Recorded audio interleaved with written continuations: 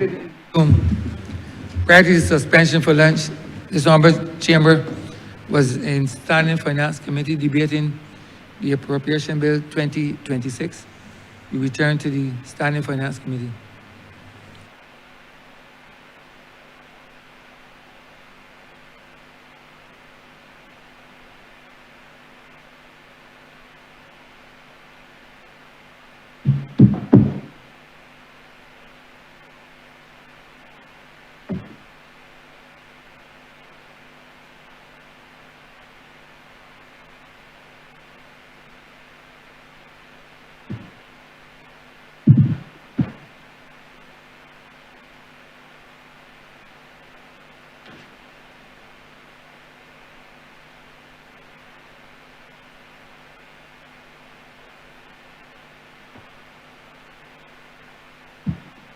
This Honourable House is now in Standing Finance Committee.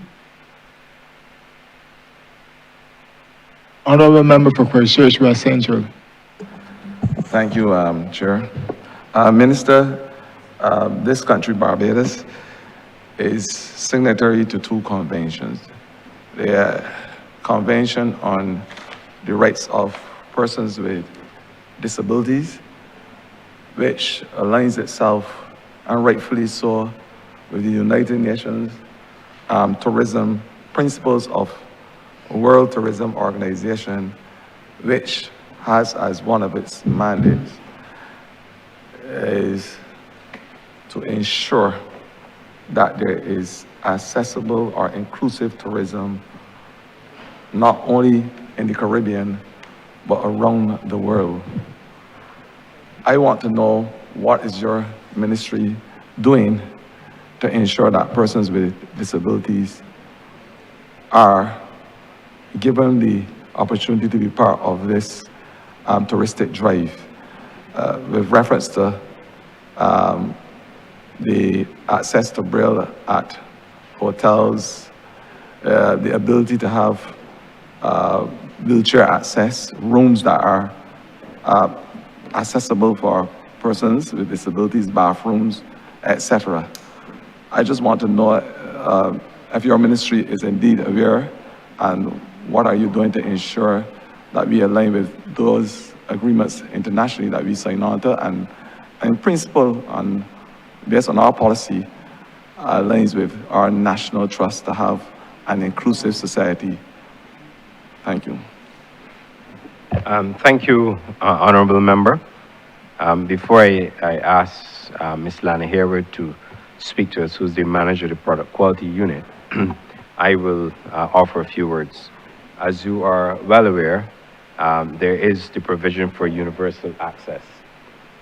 There are indeed a number of hotels in Barbados, in accordance with their brand standards, that must have accessible rooms.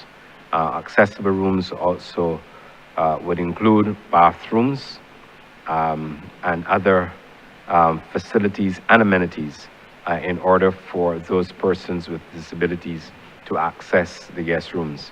It is an established standard, like I said, with major hotels, especially those who are branded hotels across the world. In Barbados, we have some of those branded properties, and we also have properties in Barbados who have allocated a given number of rooms for universal access, or what we refer to as disability access. Those hotels predominantly will have rooms on the ground floor, and where possible, where there's an elevator, they would have them above ground. This is also one of the conditions that we are now preparing as we present the tourist accommodation bill, to ensure that a given percentage of rooms be allocated to or be made available for the disabled. This is something that is not unique to Barbados, and certainly hoteliers in Barbados, and I must commend them, they have allocated the appropriate number of rooms for access. And they also, I can tell you, when they're marketing the destination. Honourable Minister, you would need to either I'm getting, speak into the voice, the mic more. Apologies. Now, I was making the point that we have a number of rooms in Barbados allocated for universal access. Certainly, hoteliers in Barbados continue whenever they're building new infrastructure, adding new rooms, to add rooms for the disabled. As part of the tourist accommodation bill, we also made provision for a given number. Not that every hotel must make rooms available, but based on a ratio, we're seeking to build that into that legislation.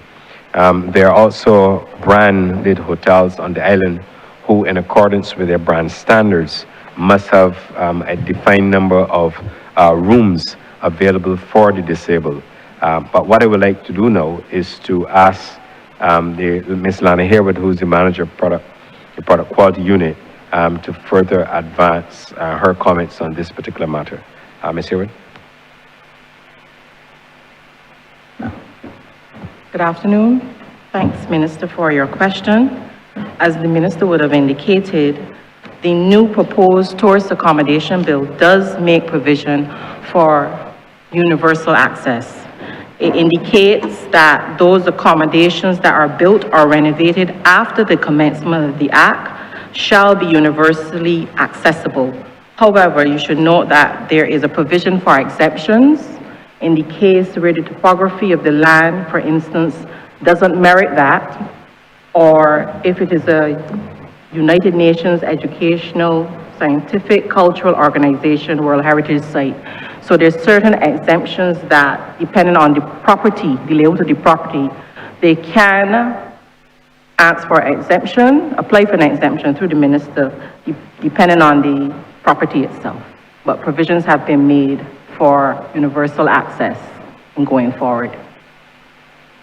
And what, just to follow up, and what that also means, Minister, that the regulations that would accompany the tourist accommodation bill will set out the ratio of rooms for universal access. Currently in Barbados, there are some hotels with maybe 100 rooms and they may allocate 5-10 rooms. So it's not to say that we don't have rooms with universal access. We do have, but what we'll be setting out to do is within the tourist, within that, the tourist accommodation bill will be to set up the minimum standards with respect to universal access. Thank you, Minister, and I'm sure that over 30,000 persons in Barbados who fall into this category will be looking forward for this bill and will be definitely supporting it when it does come to fruition. Thank you, and that's all I have to ask for at this time.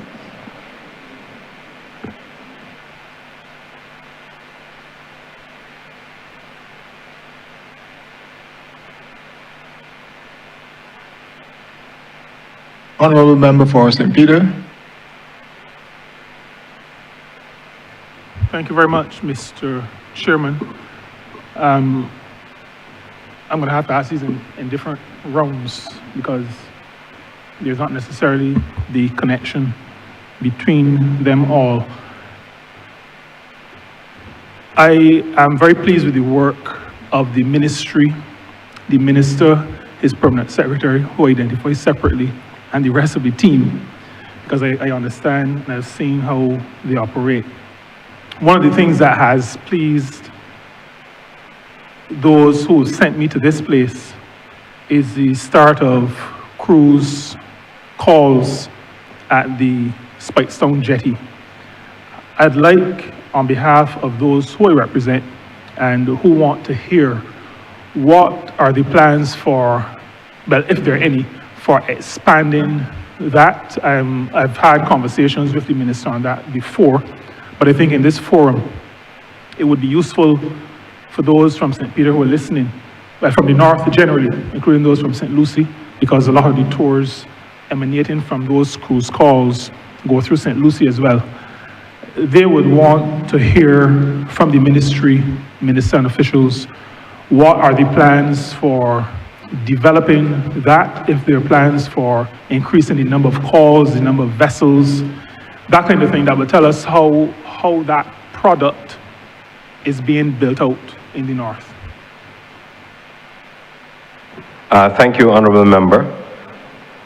What we are experiencing in Barbados, based on the number of cruise ships that are calling, is the smaller luxury ships and yachts who are coming to Barbados. They're asking us for the ability to berth elsewhere. Of course, as you rightly identified, Spikestown has benefited from more than one cruise call. We are currently working with the smaller, what we consider the yachts and others to facilitate, including the port agents in Barbados to build out additional, not only capacity, but to ensure we can have more cruise calls there. For us, the cruise companies, especially those who operate smaller vessels, have asked us to look at the expansion of that area. It is something that we are working on. I can't go into any greater details at this time. Suffice to say, Honourable Member, that we will continue to work with the cruise lines to build out additional cruise calls at Spikestown. When we go to sea trade, either Europe or the USA, it is a conversation that we have. Currently, we have significant demand for additional cruise calls in Barbados. And as a result of the additional... I'm not hearing you over this interruption.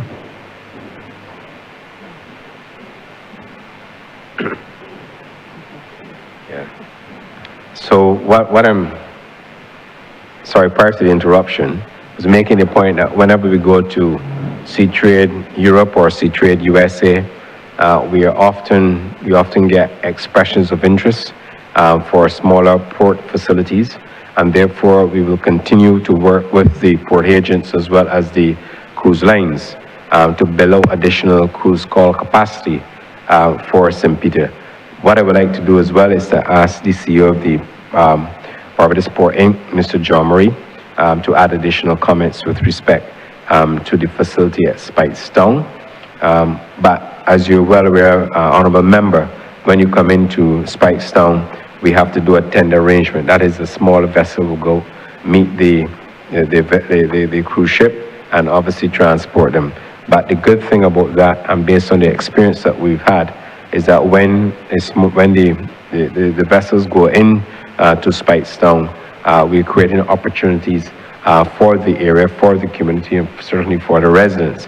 And as a result of that, I am aware that there are companies who've already built out tours for the St. Peter, Spikestown area, and certainly for the north of Barbados. I'll pause and I'll ask the CEO of the Barbados Port Inc., Mr. John Murray, to comment further.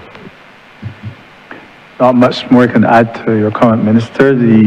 As you said, we will continue to discuss with the smaller cruise lines when we go on the tours of the possibility of using Spikestown. The agent is actively also working with us and the smaller cruise lines.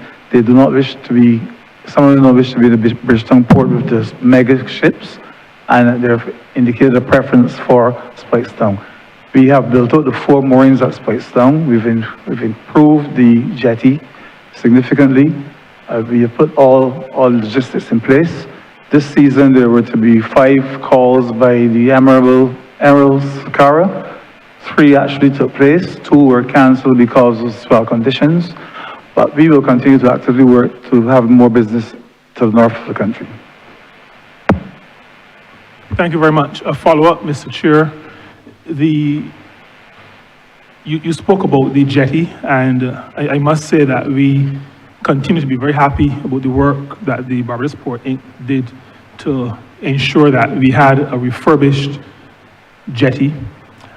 A question I want to ask based on that, and based on something I heard the Honourable Minister say, are there any facilities that the cruise operators are asking for in Spikestown that we do not currently have? I'm asking that obviously because I have a substantial amount of interest as a Member of Parliament, so that if there is need to lobby in any quarter, I'd like to know upfront. So are there any facilities that the liners would like to have? I know you have, I think, 2 moorings. My recollection, you have 4, or you are going to have 4. I thought that there were still some others to be placed. But outside of moorings, you can comment on the moorings, but outside of the moorings, any other facilities that the cruise operators are asking for? Thank you, Minister. I'm not aware. I know oftentimes cruise ships don't like the tender arrangement, but in the case where we've had the calls, especially from the smaller vessels, they have not presented that to us as a difficulty. The difficulty becomes when there's significant sea swells in the area, and therefore the passengers are unable to to get to shore, or they would prefer not to have them use the tender to come to shore. But I'll ask the CEO of the Barbados-Port Inc. if he's aware of any other such facilities that the cruise operators are asking for that we currently don't have. Mr. John Marie? Thank you, Minister. No, I'm not aware, no additional requests have come to the port. We do have 2 moorings there, and which are quite adequate, but as demand develops, we are willing to add more. But no additional requests have come from the cruise lines or its agent. We will, however, based on your question, raise the matter with the cruise agent. Thank you very much, Mr. Chair. I'll ask my next question in the next round.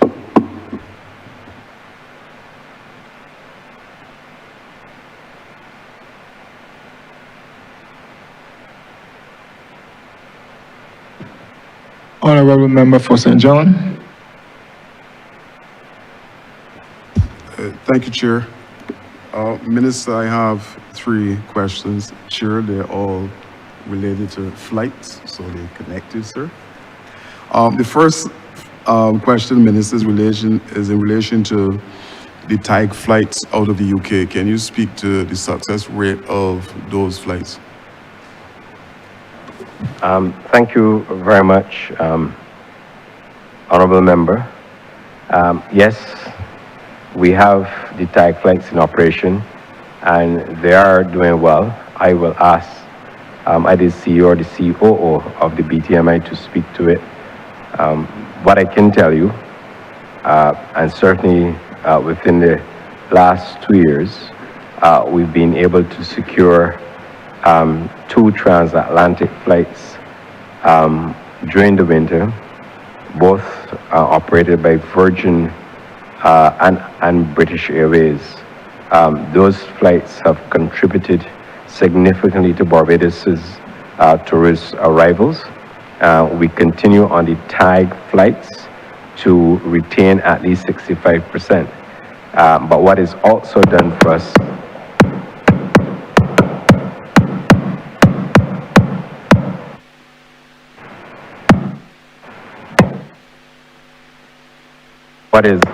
what those flights have also done for us is has allowed us to bring even more visitors from the UK to Barbados.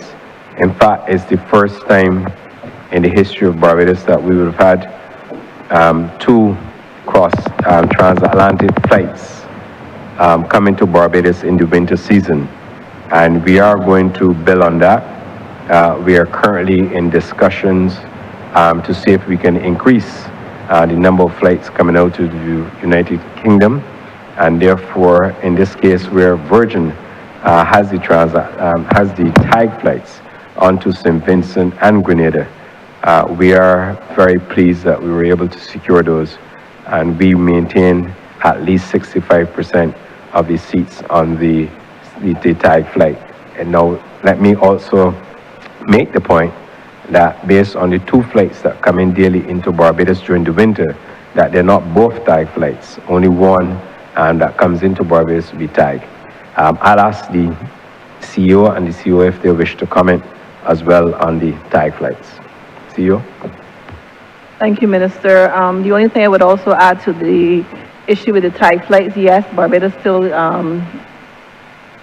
still maintains about 65% of that load. but also it creates the opportunity for additional capacity within the Caribbean as these services are allowed to sell between Barbados, Grenada, Barbados, St. Vincent. So it does increase our seat capacity for intra-Caribbean travel as well, which is also contributing to the growth of the Caribbean market as well.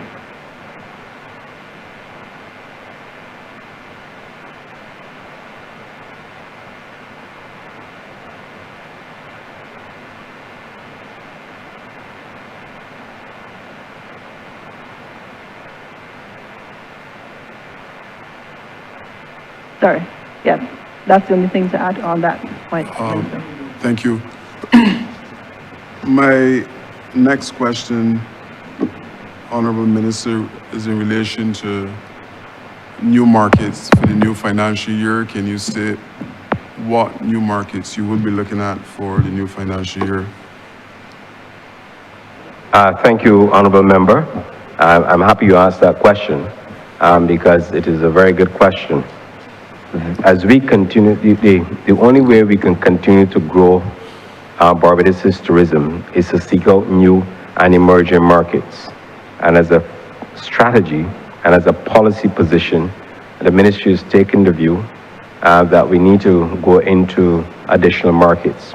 We've therefore taken the policy decision to be executed and implemented by the BTMI to go into Africa and the Gulf states, combine that as one market at this point in time, and then to go into Asia and the Pacific market. If you look at global statistics, certainly UN tourism statistics, you will see that both Asia and the Pacific continue to represent very strong growth globally into other markets. And we are working at a pace. We've already have both policies developed. They're yet to be submitted to one has been submitted, and I'm waiting for the follow-up document on the Asia Pacific market. Once those documents are submitted, we will then take it to the cabinet for formal notification. But we believe that if we continue to grow and build out the Asia Pacific market as well as the Africa and Gulf states, that would present a wonderful growth opportunity for Barbados, particularly in Barbados, where the government has pretty much almost a visa-free travel hassle and visa-free arrangements coming into Barbados. I think it's a great opportunity for us. If you take, for example, the Gulf states, when they travel with their families and oftentimes not having to go through maybe the UK or United States, it presents a wonderful opportunity for us to sustain that market. The same applies to Africa, and the same applies to Africa, and also within the Asia Pacific region, where there's no real requirement for visa access into Barbados, albeit a couple. It's another opportunity for us to grow our tourism sector. So we are going to be going full steam ahead in the forthcoming financial year to grow. There has to be a presence in the market. The presence in the market is to create the awareness that is needed. And once we get the awareness, then we move in to a lot of what we call the detailed positioning of the market in order for us then to generate additional seat capacity. It will take us some time to develop both markets. It took us, for example, when we went into Latin America, it took us not so long to develop market, and as a result of that, we got flights coming into Barbados.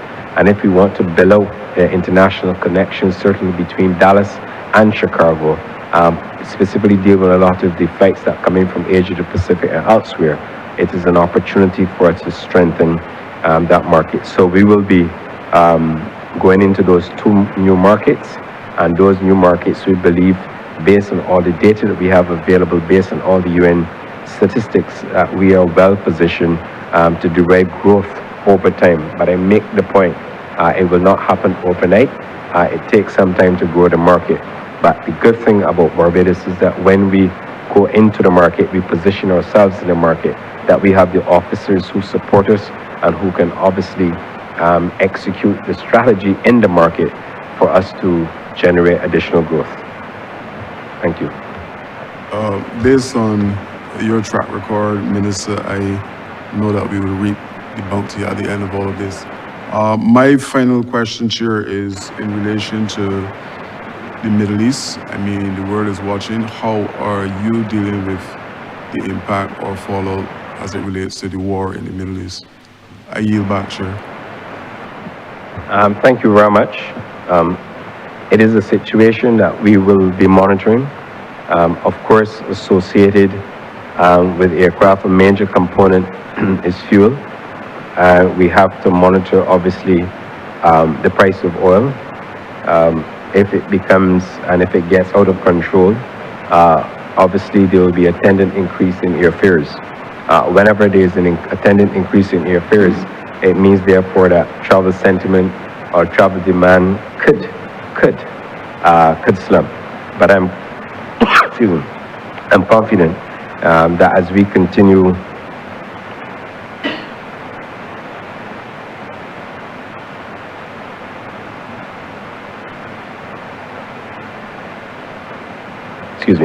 but I'm confident as we continue to monitor the situation that we will, of course, position ourselves to ensure that we have minimal impact from any potential disruption.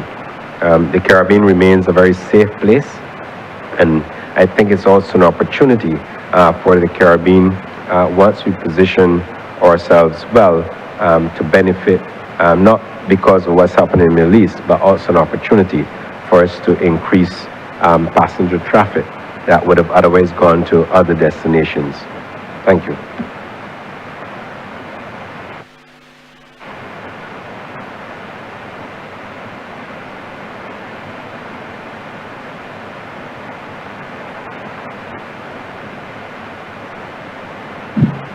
Honourable Member for St. Philip West.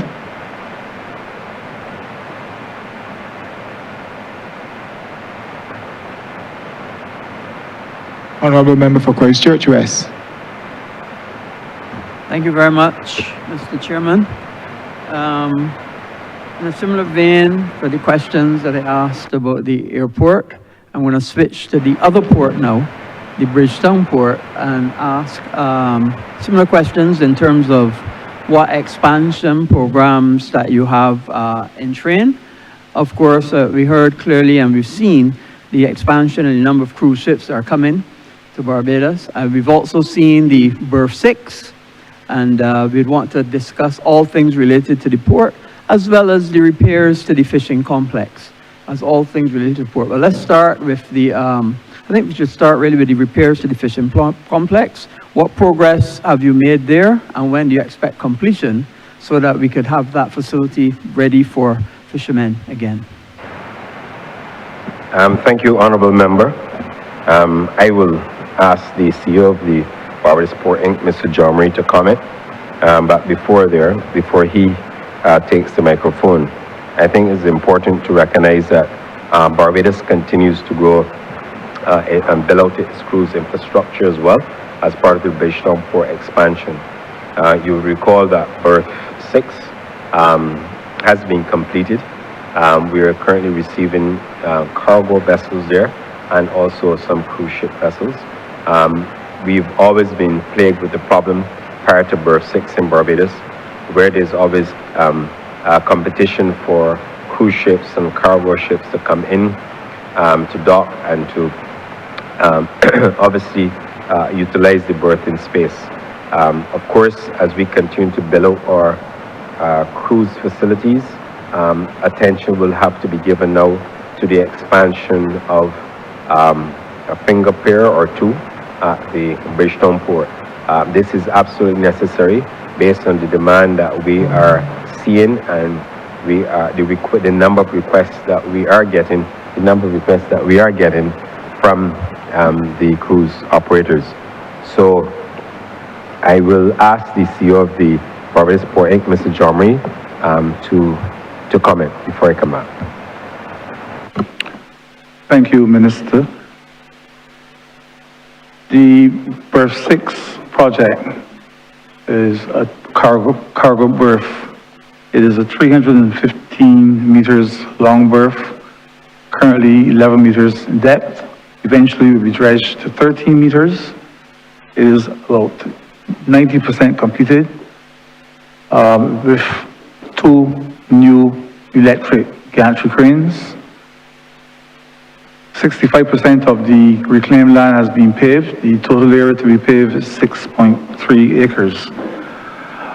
Eventually, that space will be configured for what we call a rubber-tired gantry operation to increase the density, the capacity of the port in the area where that refers to how containers are actually stored. That project is, as I said, it's fairly well advanced, is primarily intended for cargo, as there were many complaints with respect to, as the minister said, conflicts between cargo and cruise. However, it has been used for all types of ships. It's been used for grain ships, it's been used for sand ships. It's currently being used at this present moment to discharge if vehicle carrier, and it's also being used for container vessels. So it's been very useful to us, particularly during this time of year where we have all the increased activity with the cruise ships. The shallow draft marina, that's 99% complete. It's just awaiting naming approvals. That has given us an additional 70 new yacht berths. We have a row berth where the inter-island schooner, which comes every week bringing fruit from St. Vincent and docks. We also have in that area a fish market facility for the sandpit fishermen. There's been commercial buildings, and there is also a fuel dock and a fuel station. It's all tenanted, the entire thing is tenanted, so we are quite pleased about that. That was a $40 million Barbados project. The cargo freight station and central container examination facility is one that we also has all the planning permission. This is one in which the central examination facility is where we want to see all containers coming into Barbados, rather than going out to consign these locations and then for all the regulatory agencies, the customs and so on to go to inspect. That all that's done within the port. So we want to have a central examination facility for that purpose. All the design work has been completed. We're relooking the location for that project because it was a $40 million project. We're looking to utilize the existing shallow draft shed as that is not in use currently, and therefore reduce substantially the cost of completing this project. The aggregate berth project, again, design, all permissions granted. This is a project intended to reclaim substantial quantity of lands to the north of the existing flour mill in order for us to facilitate the discharge of sand, aggregate, boulders, and so on. Currently, that's being done adjacent to the flour mill, and this is not really adequate. The intention there is for us to build up this aggregate berth where sand, as we all know, is being imported into the country. There's no sand here now, or hardly any. So there's sand barges that come here almost weekly, bringing sand for all the construction projects that are ongoing.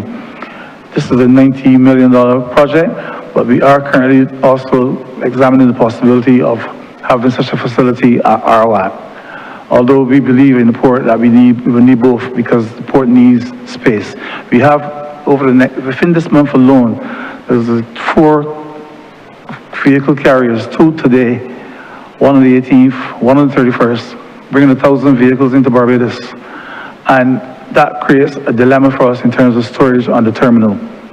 So we really need to find adequate storage space nearby.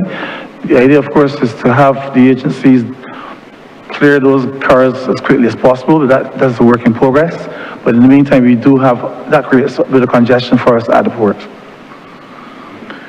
The boat haul-up facility, the intention is to have a facility where boat repairs will be conducted, and you can't do that until we've relocated or built out an aggregate facility, and because that's space allocated for such a facility. That's a $12 million facility. There's some restoration projects that are ongoing. The bulk facility called the flour mill dock that was damaged by a legend. A ship struck that with severe swell conditions and damaged the dock. Is being repaired at present. the breakwater, which joins the arm, which is critical to our cruise vessels and our cruise business, that was damaged during Beryl, discovered a number of months later, that's under repair currently.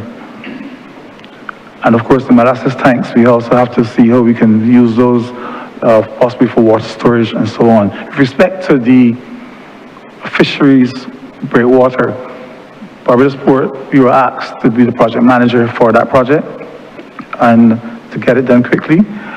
The arm was finished, the project was completed on the 20th of February, so it's fully functional. There are additional works to be undertaken at the fisheries complex, but that's under the purview of the fisheries division.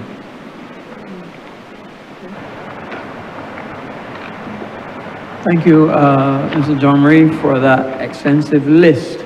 However, it didn't really tell me a little bit about how far along you are, especially with the aggregate berth, because you would appreciate that the aggregate berth is critical to the development of all of Barbados, to be able to get aggregate landed safely and appropriately. And I do agree with you, it's not appropriate to have it have sand landing next to the flour mill. So have you actually awarded a contract? Are you in the process of going out to tender? How will it be paid? Do you have any information as to that side of things? Mr. David Drummond. The aggregate berth has been designed working with a single contractor, single source here in Barbados.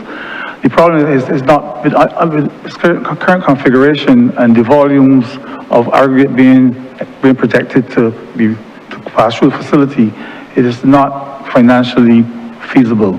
So we're still exploring ways and means of how we can build out the berth. Part of the problem is that it needs an arm to protect the port from all the swell activity that takes place. That arm is about 40% of the cost of the project. So we're still working with the developers, potential developers. We've had different entities come to us. We work with potential developers to see how we can come up with a project that is viable. But as I said earlier, in the meantime, we're also exploring RWAC as an option for such a facility. And the last question, in the same way that the airport is making a better facility for the passengers, can you expand on what you're going to do at the seaport to make it better for those cruise terminal passengers? Right now, the terminal is a retrofit. Are you are prepared to build a purpose-built kind of terminal to receive people who are passengers coming through the terminal?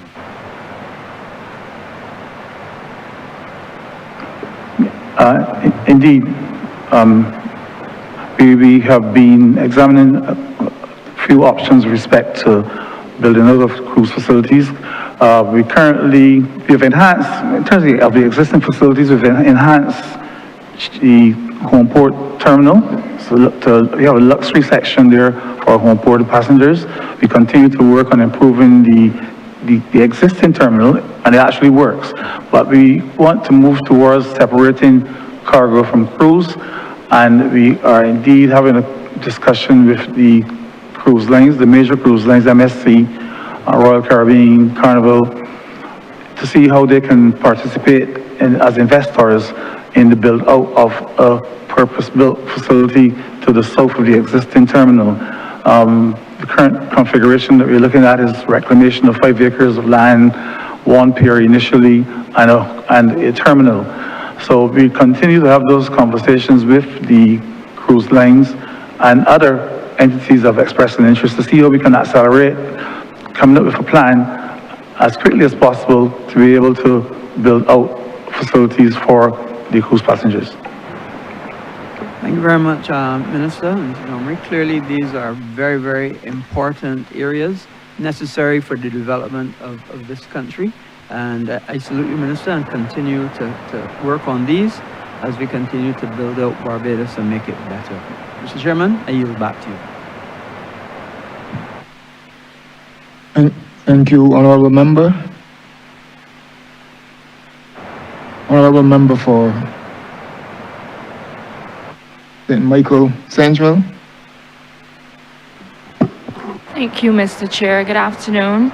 I want to start off first by joining my colleagues and saying congratulations to the ministry for doing such excellent work.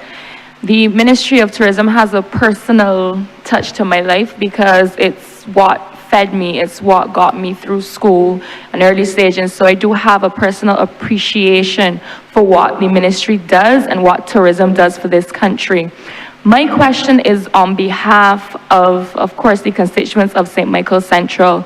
I would have posed this question to the Minister of Housing in relation to the Glenderry Prison, and he did inform me that it has been recently handed over to BTMI. So therefore, I'm asking the ministry, what plans do you have? And I did hear briefly there's plans for a museum, but I would like some more detail in terms of timelines, exactly what we're looking at, you know, if there are going to be any job opportunities for my constituents. That type of information is what I'd be looking for. Thank you. Thank you very much, Honourable Member. I believe it's not the BTMI, but the BTII. And there's a difference in terms, the BTMI is the promotional marketing, as you know, and the BTII is the one who does a lot of the investment programs.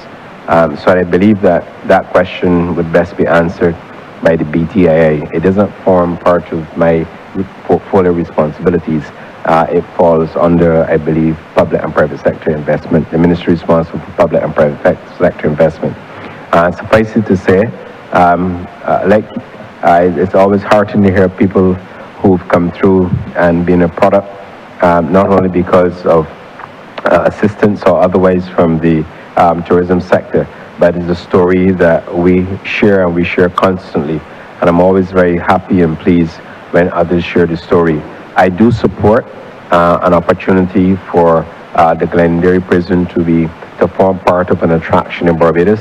It certainly will not only benefit your constituents in terms of opportunities not only for direct employment, but also for entrepreneurial initiatives and other avenues that they will wish to pursue on an entrepreneurial basis. But I also believe as we continue to build our attractions in Barbados, that could be a very good attraction for all and add to the attractions listing. So I will say that we will wait when the formal plans have been prepared and all the necessary arrangements are put in place for the building out of that facility as an attraction. Thank you, Minister, for that clarification. I yield back.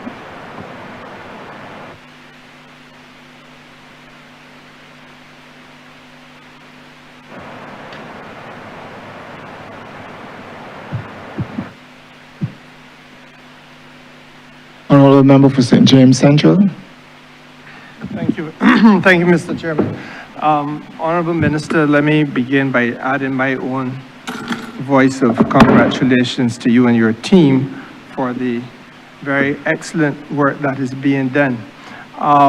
Minister, I concede that I try not to involve myself in questioning those ministers who fall under that grouping that is called the productive sector, for which I have some degree of responsibility. But I do feel that I should give you the opportunity to speak a little bit at a policy level on a few things. Two things, really. The first one is the question of the carrying capacity of this country with respect to the substantial projected number of tourists that are likely to be coming here long stay. Obviously, the investments that we are making, and there are several of them, both ongoing now and still to be unfolded, will lead to more and more tourists coming on island. So I feel that in the context of the increased number of visitors, I would like to hear from you what your thinking is in terms of the carrying capacity of the country. And perhaps as you do so, it would be a good thing if you would be so good as to speak a little bit to the Barbados Hilton, which is obviously, I suppose you could describe it as the government's investment, the government's flagship, and the capacity of the Hilton itself, and whether or not that is a property that is in need of expansion. Thank you very much, Honourable Member. The Permanent Secretary has done a lot of work with respect of the carrying capacity. And as you know, my style is to always give those officers who work with me an opportunity to speak and speak freely and frankly. Of course, I do agree and take the point that Barbados must always be in a position to ensure that we have the carrying capacity to support the number of projects, particularly those within the hospitality sector that we have coming on board. We've gone on record before is making the point that we will have, by 2031, at least 1,600 hotel rooms coming on stream. When you have that volume of rooms coming on stream, it also speaks to, can we accommodate them and what are the resources that we have to do so? Let's take the approach from the Grand Yams International Airport. The government has committed to spending $120 million on an airport expansion project. That project is intended to ensure that we can not only service the increased number of passengers that we have coming into Barbados, but that we can also facilitate their through through the airport in such a manner that will not necessarily cause passenger discomfort and certainly customer complaints.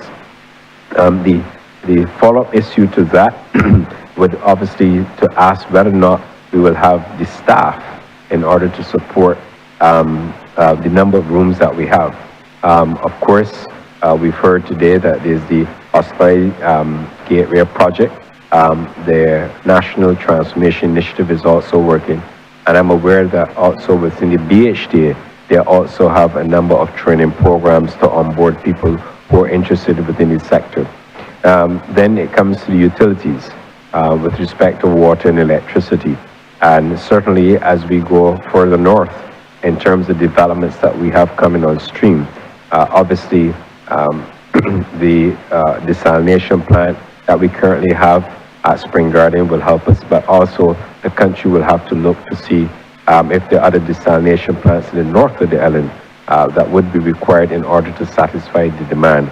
The good thing or the fortunate thing for us is that not all of the hotels are coming on stream at one time. There's obviously a gradual. You would have seen, for example, Hotel Indigo that came on board and is now fully open, catering to 128, it has 128 rooms catering to guests. Then you have the Blue Monkey property, the Green Monkey, sorry.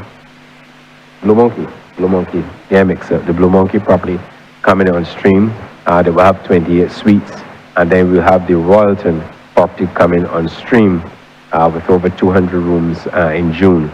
It does not present any pressure in terms of utilities at this stage, but because of the planning that we have in place, I do not foresee that we will have any significant challenges with Barbados's carrying capacity with respect to the infrastructure and also the resources and utilities needed to ensure that we have those additional rooms on island. It's a good thing and a good success story for a country that is dependent on tourism to see the number of new hotel investments coming on stream. We have, when I last looked at the investment table, you're looking at approximately over $1 billion Barbados dollars in investment within the plant. And when you have persons as in the form of investors coming to your country and making that substantial investment, it not only speaks to the confidence, but it also speaks to the brand that Barbados continues to be that very strong brand, and representative of that brand is its people at the core of it. And therefore, I believe we will not have any major challenges associated with our carrying capacity. I will ask the Permanent Secretary if she wishes to comment any further. Permanent Secretary. Thank you, Minister.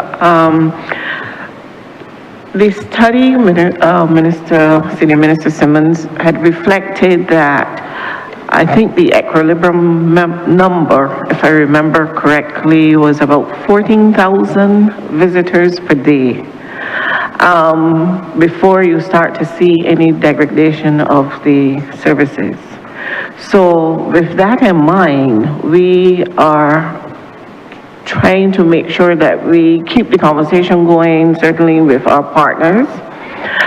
Minister spoke to the build out of the accommodation and how that is going. And certainly, of course, there is usually a conversation with the utility in Barbados in order to be able to supply the demand. And thus far, we have not had any challenges, and we will continue to monitor this along with the service providers to make sure that we do not, or we minimize the potential destabilization of the infrastructure. So, And if I may follow up, sorry, your question with respect to Barbados Hilton? Right.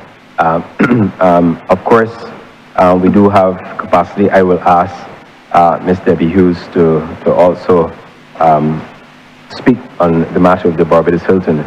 But what I can tell you, that the Hilton is performing extremely well. But Ms. Hughes will certainly give you more details. What I can also tell you and tell Barbados, that the Hilton is debt-free. Debt-free. And that is a wonderful accomplishment for a country. You recall it's the Barbados Labour Party administration that imploded it, and there was a lot of comment and controversy at the time. But having done so, having rebuilt the property, having the property perform as well as it has done, and to the shareholders' credit, the property is now debt-free. And if I am not mistaken, the last property valuation that I'm aware of is that the Hilton is valued in excess of $240 million, Barbados dollars. So I think that's a wonderful accomplishment, not only for this Barbados Labour Party government, but for the people of Barbados. And yes, we need further expansion there. And when you have a property that's debt-free, you have a number of opportunities that you can leverage the asset in order to grow capacity there. Based on the occupancy rates, I'm sure that they will like to have some additional rooms. But I'll ask Ms. Debbie Hughes, CEO of Needham's Point Holding Limited, to comment further. Ms. Hughes? Thank you, Minister.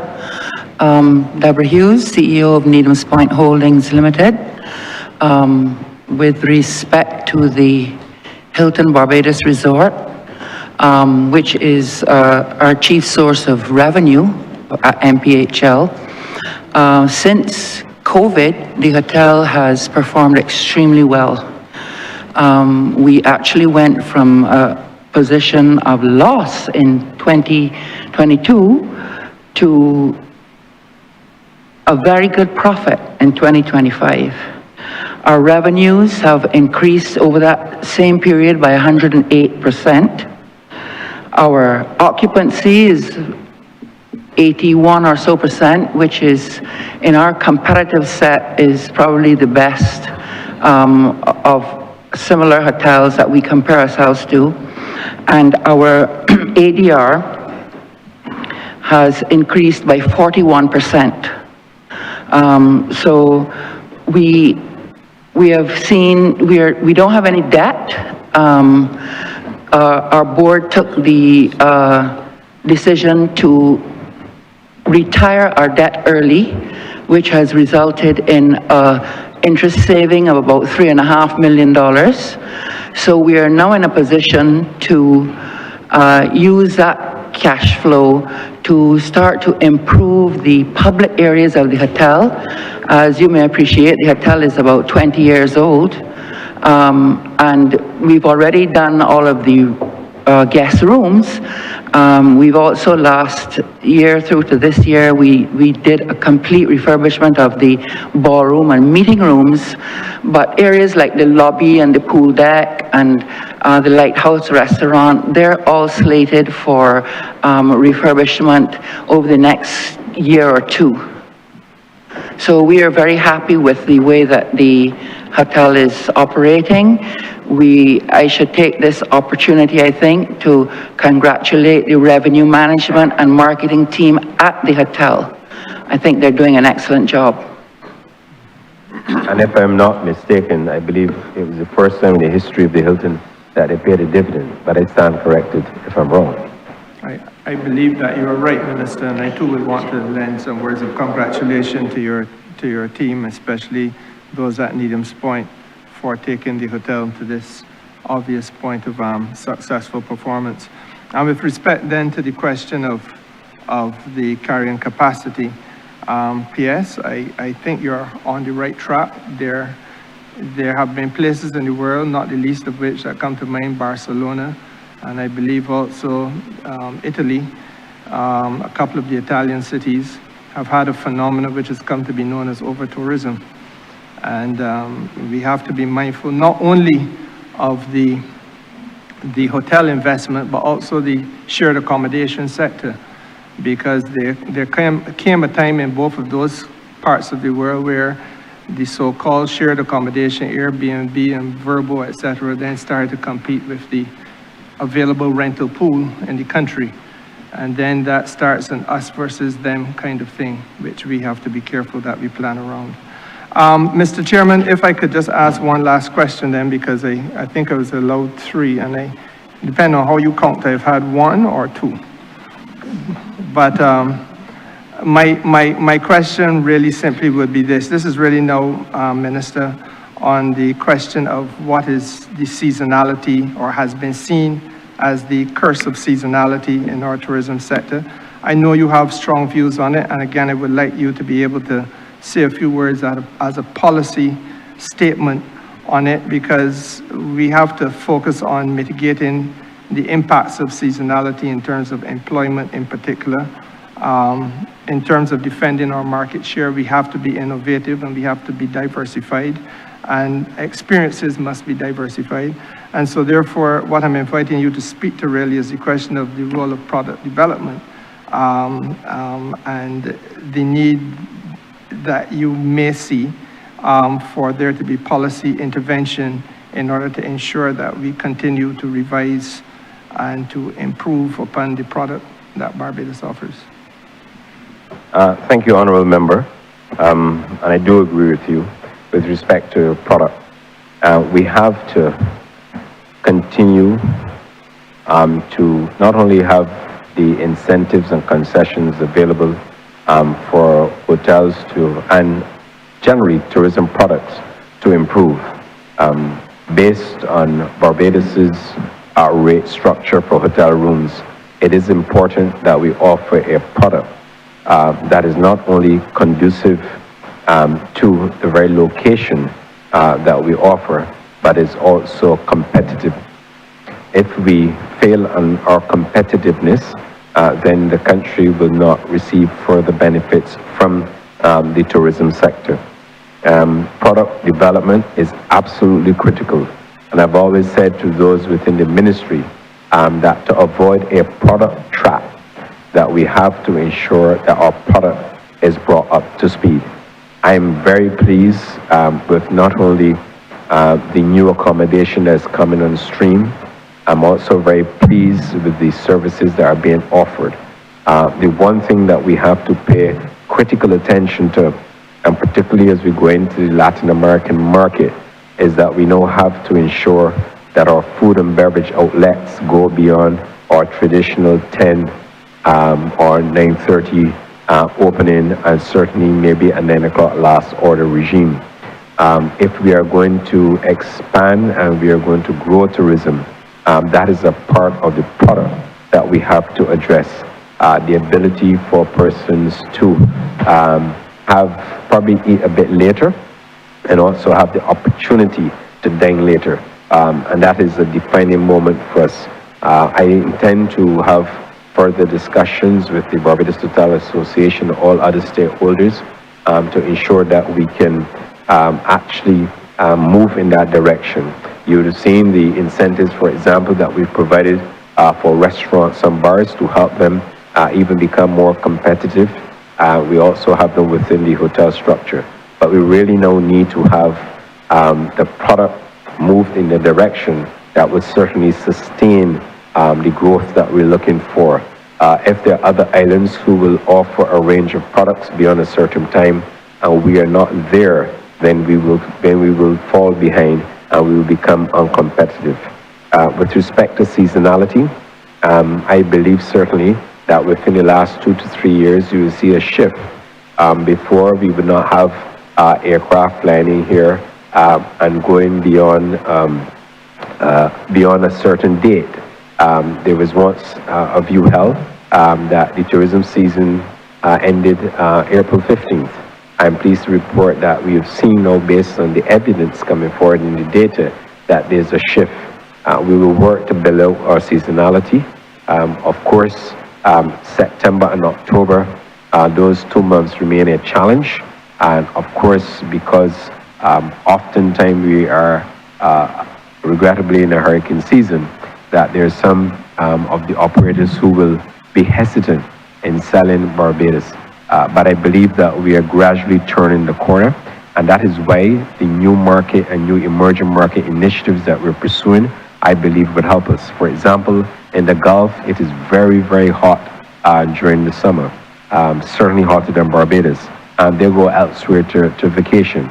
If we can get some of those persons to visit Barbados, and they will come for multiple reasons, that will be a plus for destination Barbados.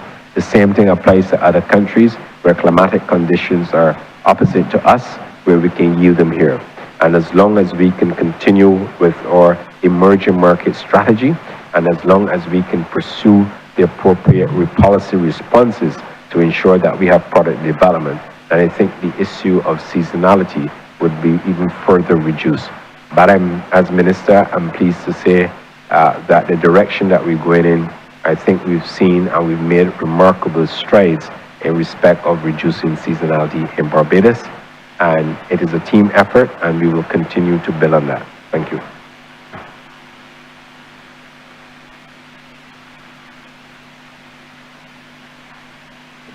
Thank you, Mr. Chairman.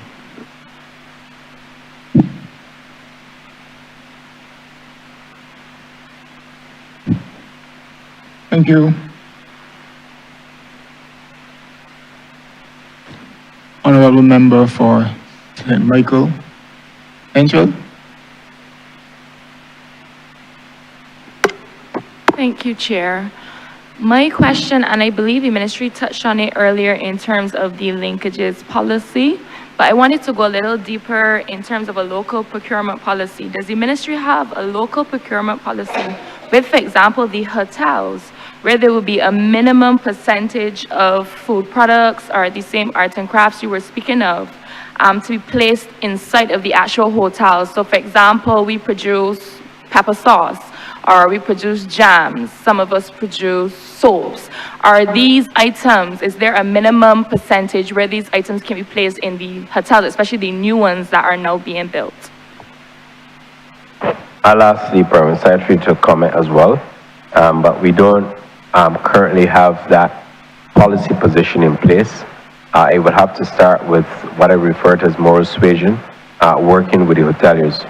For example, a number of artists that we have in Barbados who we would want, for example, the hotel sector, whenever they're refurbishing their properties, to purchase art locally versus buy art abroad. And there are several other products, and that's why we started the Linkages Council, to create that awareness. And represented on the Linkages Council, you have not only hoteliers, but you have agriculturalists, you have others who sit on that council. And the goal of that council is to ensure that we can even build more linkages, but more importantly, that we can drive even more sales for manufacturing, but generally for people in Barbados who supply, who would have product and or services to supply the tourism sector. I'll ask the Permanent Secretary, P.S. Blackman, to comment further. Yes? Good afternoon. Thank you for the question. At this time, we don't have a specific policy. I'm linking what you are asking to be a type of affirmative action for local businesses to sell their products on to the tourism sector. The approach that we are taking is to create more of that awareness and build. My colleague this morning spoke about the marketplace, to allow for the matching of demand and supply where that awareness is built, so that our hoteliers would be aware of what is on the ground and who can supply and the quality. So that is the approach that we are taking, and we are anticipating that through that work, we will be able to create more demand and be able to sell more of our local products to the hoteliers.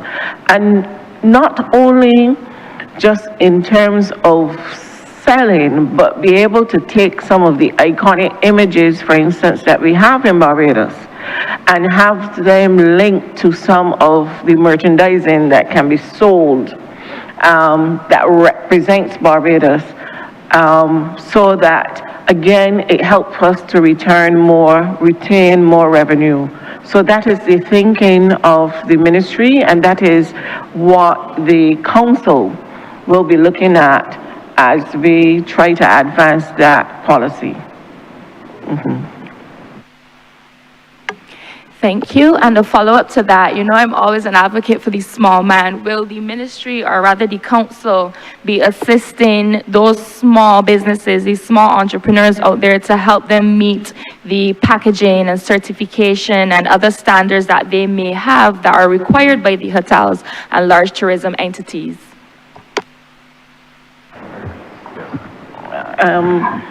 That work will be executed through the Commerce Minister, Senior Minister Simmons pointed to himself. He has a number of agencies, including the Barbados National Standards, that could help in building out the standards for the sector ones. There's a level of, they have been set, let me say. So we intend to work closely with his ministry. There's also a small business unit under his ministry as well that helps to set the policy framework for small businesses. And I believe once people understand what are the quality requirements in order to supply a particular good or service, then his section will be able to help with the labeling and so on, so that they can meet the requirements in order to improve their supply to the. Let me say that our interaction, certainly with the hoteliers and so on, there is not an aversion to having small businesses sell on their products to the hoteliers, but quality obviously must be paramount, and I believe there is a significant role. We do know that BNSI, Barbados National Standards Quality, does have a program in place to support entrepreneurs or small business people be able to develop the relevant labeling and to meet the quality standards, so that their products can not only be sold locally, but also can be sold internationally and regionally. So that's again, the mode, the approach that we will take in the ministry to be able to assist the small businesses, because it's not exactly our mandate, but working closely with the Ministry of Small Business, the Ministry of Commerce, the Barbados National Standards, and so on, to be able to work along to push that remit. Thank you. Ayuba.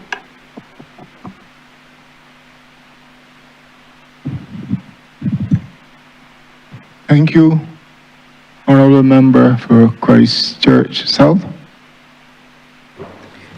Thank you very much, Mr. Speaker. Minister, I know that today there's been a lot of discussion around how we ensure that stakeholders feel very involved in tourism. Stakeholders, ordinary Barbadians. And I have a question that's probably perhaps a little bit heavy and a little bit involved, but I need to ask it nevertheless. So one area in my constituency is the Dover area, where there are a number of tourism plans. But The placement of those tourism plants within a community means that very often the residents feel displaced, whether it is due to traffic congestion, whether it is due to the activities of the hotels in the area themselves. But the placement of hotel plants in and around communities means that there has to be mechanisms that ensure that we have kind of a symbiotic kind of relationship, so that Barbadians don't feel that they then become second-class people within their own neighborhoods. And very often as well, what the residents would complain about is that when they have concerns or issues, they don't know where to go or who to call, where that strategy lies in terms of how we do that development.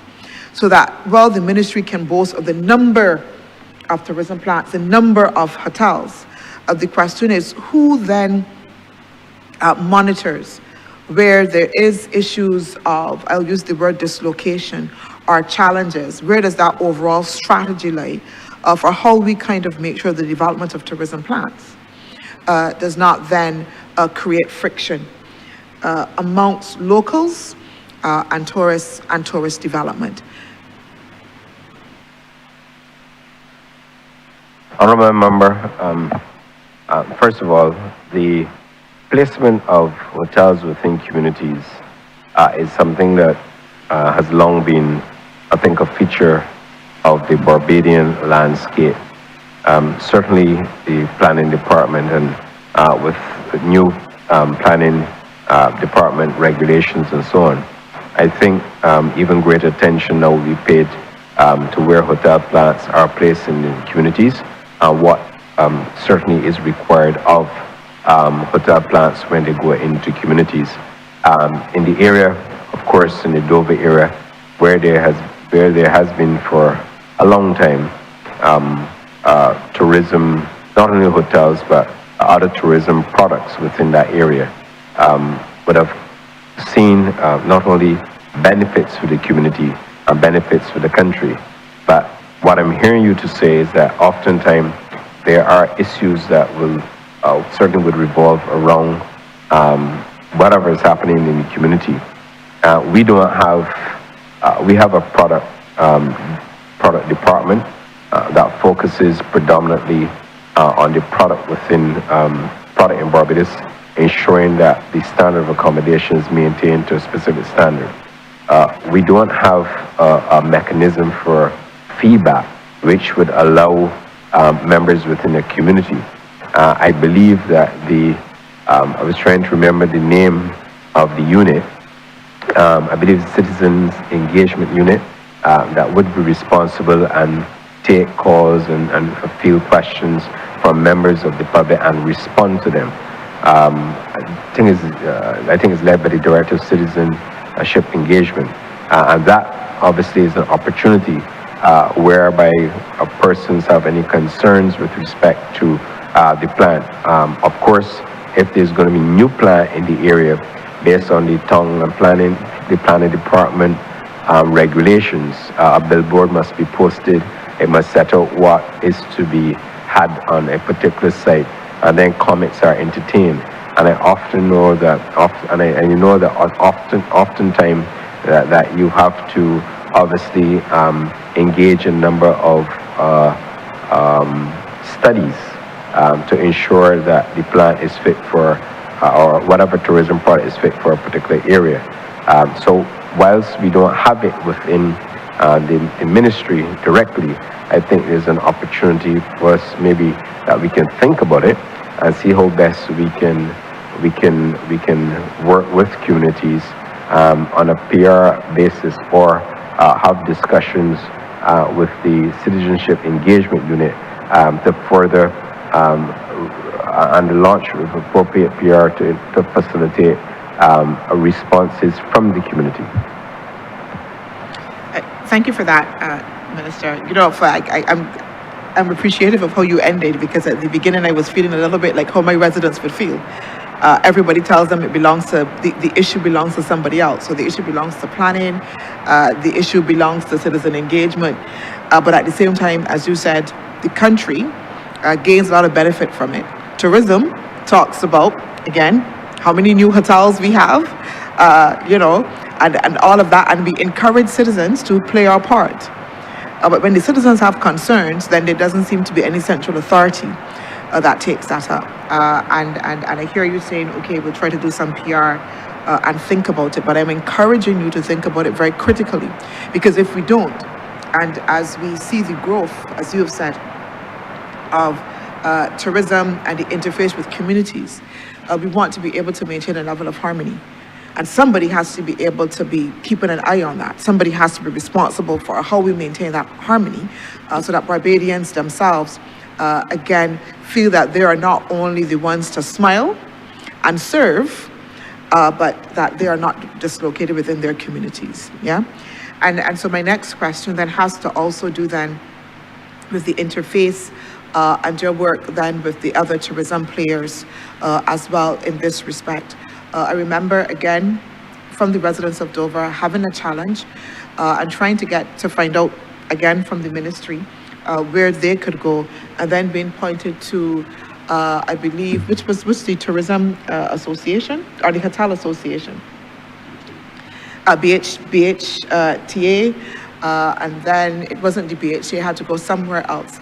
And so I'm asking then, what is the nature of the working relationship that the ministry then has with the other kind of players within tourism, again, to make sure, again, that we have that level of harmony that is needed? Honourable Member, I will tell you that we work effectively with our stakeholders. There's a lot of engagement. Barbados certainly could not have been growing tourism at the rate it's been growing unless we have the good cooperation of the BHTA and other stakeholders. And that will continue, certainly under my watch, continue to be a focus. Of course, like most people, I believe in the orderly development of Barbados as a country, and therefore any opportunities for us to advance the work of the Ministry of Tourism along with stakeholders, I think will, of course, redound to the benefit of Barbados. Working relationships, it depends on the level. I'm aware that, for example, if they're not necessarily, I wouldn't refer to them as a neighborhood watch or neighborhood watches, but what I would refer to them if they're communities and there are any issues relating to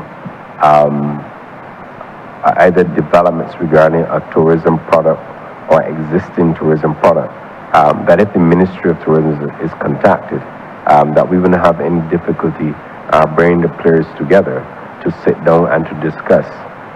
Once it remains within the portfolio, I also have to be mindful as a government minister not to cross portfolios and not to cross ministerial boundaries. And it's something that whenever I go to work and we have to discuss or make decisions, that is the first thing that follows my mind. One, orderly development of the country, and secondly, avoiding the crossing of ministerial lines. But I also say that in working with the BHDA, we do work with them very closely. They are very responsive. I've found them to be very, very responsive. And if there are issues and concerns, then we are very happy to work with you and to resolve them. Because it seems as though that what you're asking for is a conduit to work with communities relating to matters of tourism within communities. The Permanent Secretary wants to add a few words. Recently, Minister did make a reference to the Citizens Engagement Unit that has been established, and I believe that was done to be able to provide that conduit for all ministries to be able to respond to citizens who may have a challenge, be it tourism or any other matter. Recently, there was the launch of the Pearly app that would allow, again, citizens who may have challenges, whether it is water or whether it is a problem with respect to tourism, to be able to post the particular concern there, and it is then dispersed to the particular ministry or stakeholder who has the best opportunity to provide a response or an answer to address the concern that is raised. So the ministry does have an officer identified to be able to respond. There are times when matters may reach the Barbados Tourism Marketing Inc. that would require a particular response, and we work with our stakeholders, whether it is IHB or whether it is the BHTA, to be able to resolve those matters. But we certainly hear you from the larger community, citizen-wide basis, and certainly we would utilize that framework, that infrastructure that has been set up, the Pearly app, and certainly the citizens engagement unit to be able to address matters at a wider basis. But if there are things that you recognize at this point that we need to have a one-on-one, we can certainly raise that with the ministry, and we will seek then to see how best we can resolve the situation. Thank you so very much. And I know that the residents of Dover, who inundate my phone daily with calls and concerns, would be happy to hear that. I think finally, just my final question, through you, Chair, this has to do, I guess, from the tourist aspect and the tourist experience. So outside of the exit surveys, how does the ministry monitor the tourist experience? On a day-to-day and their interaction, again, within communities. And again, I go from that area in Dover, right? So I hear the citizens' concerns, but I also know the tourists' concerns as well. So whether it is with crime, whether it is with unlighted areas, whether it is with the times of entertainment within the area or lack thereof, I also get those queries and concerns that come. And again, the question is always then, who is the channel or who is the conduit? So of course we say, go back to your hotel and tell your hotel. And again, because of the ministry that I was in, we had before with culture, during Carifesta, we would have brought large delegations here. And then the question was, all of the concerns then came to us. And then it was always, so they go to the hotel, but it's the ministry then, aware or BTMI, whoever is responsible, I don't know. And I just wanted to just understand a little bit of how, who does that, who monitors that, again, so that then we can be responsive to how we refine what we offer. Thank you, Honourable Member. What I will do is ask Marsha Aline, the BTMI's Chief Product Officer, to come to the microphone. She's been working not only with communities, she's also been working with the Barbados Police Service regarding a number of issues. Whenever we have challenges with customers, with visitors in Barbados, Aline is the person who leads her team with the responses. So if Marsha Aline is in her place, I'll ask Ms. Aline to take the microphone.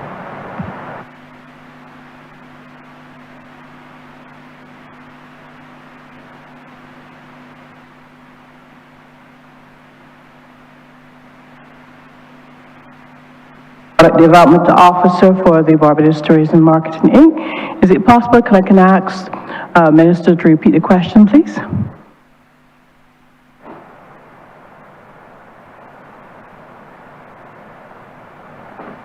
Sorry, the question was on managing the customer experience. Yes, if you, and obviously the role of your division in terms of dealing not only with customer issues, but also dealing with issues within the community. Certainly. So the customer experience team are the first point of entries, both for the seaport and the airport, when persons come into the island. And they ferret a number of queries as it relates to accommodation, attractions, places to stay, they run the gamut in terms of what kind of responses guests actually need. From a guest experiences perspective, we deal with a number of critical incidences that happen with our guests that come to stay on the island, whether it be a drowning, an unfortunate instance such as, death in the family. Sometimes there are robberies, there are different things that happen with our guests from time to time. And our team intercede, whether it would be connecting them with a counselor if that is needed, or interceding in terms of medical attention, working with the hospitals, working with the clinics, working with different agencies to help give them the kind of support and assistance that they need from time to time.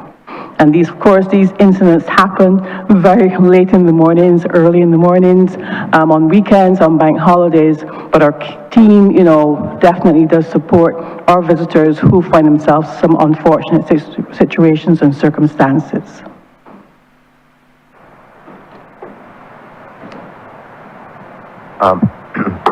From a destination management perspective, we also work with a number of the agencies across the island, whether it would be the Ministry of Health, NCC, MTW, a number of the ministries to ensure that the product, whether it is the beaches, the roads, we report on issues as it relates to things from a road perspective, from a beach perspective, from a medical perspective, to ensure that the overall product gets the level of attention that's needed to ensure not only that our guests actually enjoys the island, but our locals as well. So we work very, very closely with the lifeguards at the NCC. We work closely with the Ministry of Beautification and Environment as well, and of course the Ministry of Health, as it relates to any kind of issues that may be, relevant across the island.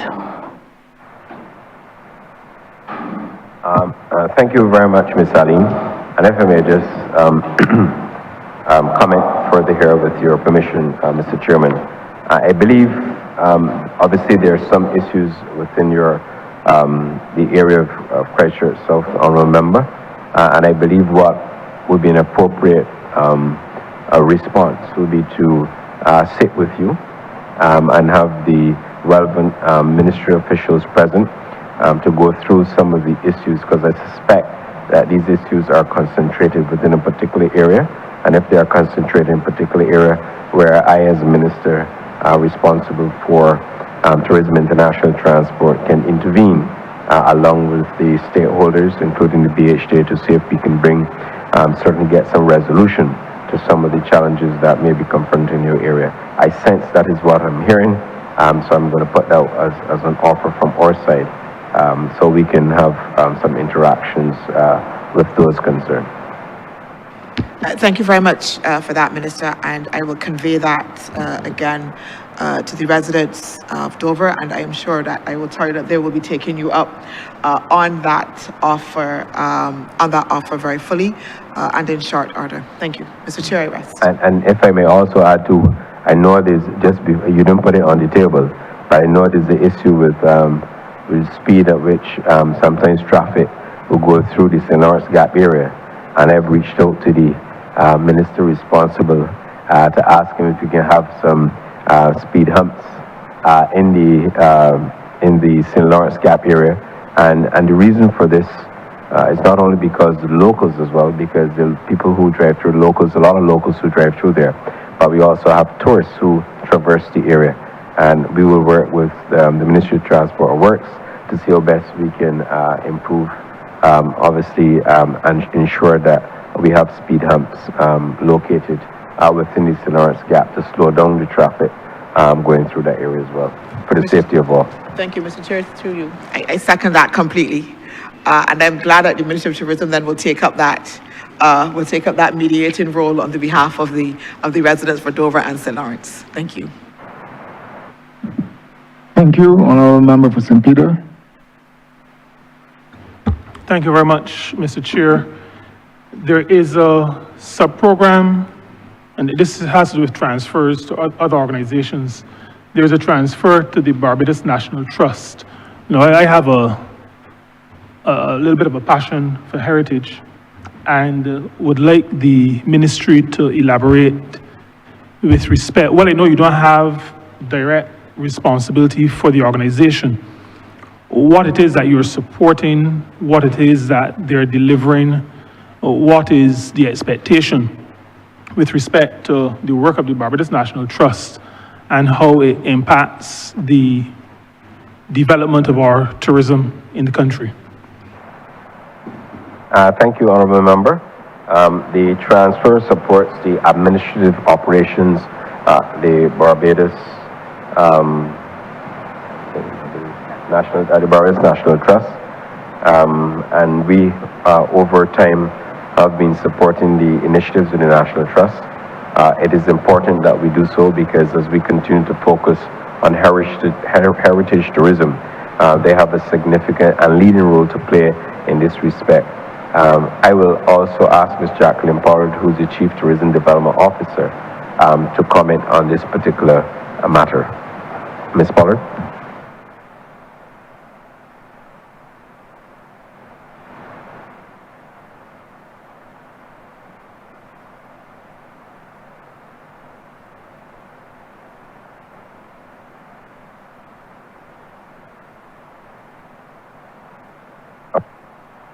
Okay, come in.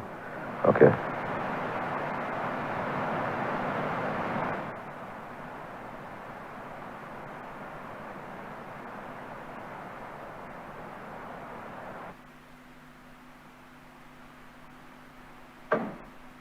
Good afternoon, everyone. My name is Jacqueline Pollard, Acting Chief Tourism Development Officer. With reference to your question, Minister, the National Trust has been for many, many years, even before it came to tourism, have been getting this annual subvention to assist, as you rightly said, with the administrative costs of running the organization.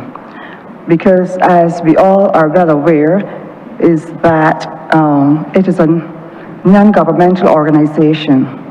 It does not generate enough funds from the fundraising activities, be it through the open house during the annual winter tourist season, where we invite both locals and visitors to tour the many great houses and also gardens around the country, to add to a different type of experience that they could see part of our history. We can expose them to the horticultural aspect of the tourism industry, and these funds are not enough to run the workings of the National Trust. So the government of Barbados gives the annual subvention to assist with the day-to-day operations of the organization. That's basically it. Thank you very much. The last comment to me is a little bit revealing. I'm not opposed to the subvention, so let me put out there, I'm a life member of the trust. My question had to do with what is expected of the trust with respect to developing our tourism product in the area of heritage. Now, I heard mention not in terms of expectation, but in terms of limited revenue, the matter of open houses and open gardens. Now, you understand that because I'm familiar with the work, but my question has to do with the mandate that the trust gives itself speaks to preservation of heritage. My question is about the connection between the mandate of the ministry and the aims and objectives of the trust. What is it that the ministry expects the trust to be doing that will help the ministry in furthering the ministry's own objectives? Thank you very much, Honourable Member. I'll ask Ms. Pollard to respond, and thereafter I'll ask the Permanent Secretary to comment. Yes, Minister, it would be from the perspective of preservation, conservation of some of those great houses, preserving the culture of the island, and We have been like houses like the George Washington House to assist them because that is part of our product and that would be able to generate income from the user fees. We have the Arlington House where that would also, the funds that we give to them would also help to conserve and preserve and do what it takes to have those historical houses, buildings in a pristine as possibly can that would remain sustainable for years to come. And that is a very big component of our tourism product. And we have to preserve that as part of our culture. So the work that the ministry expects the National Trust is that to continue with the preservation, conservation, to make it sustainable, not just for tomorrow, but for many, many years to come, because we want our product to be very much sustainable.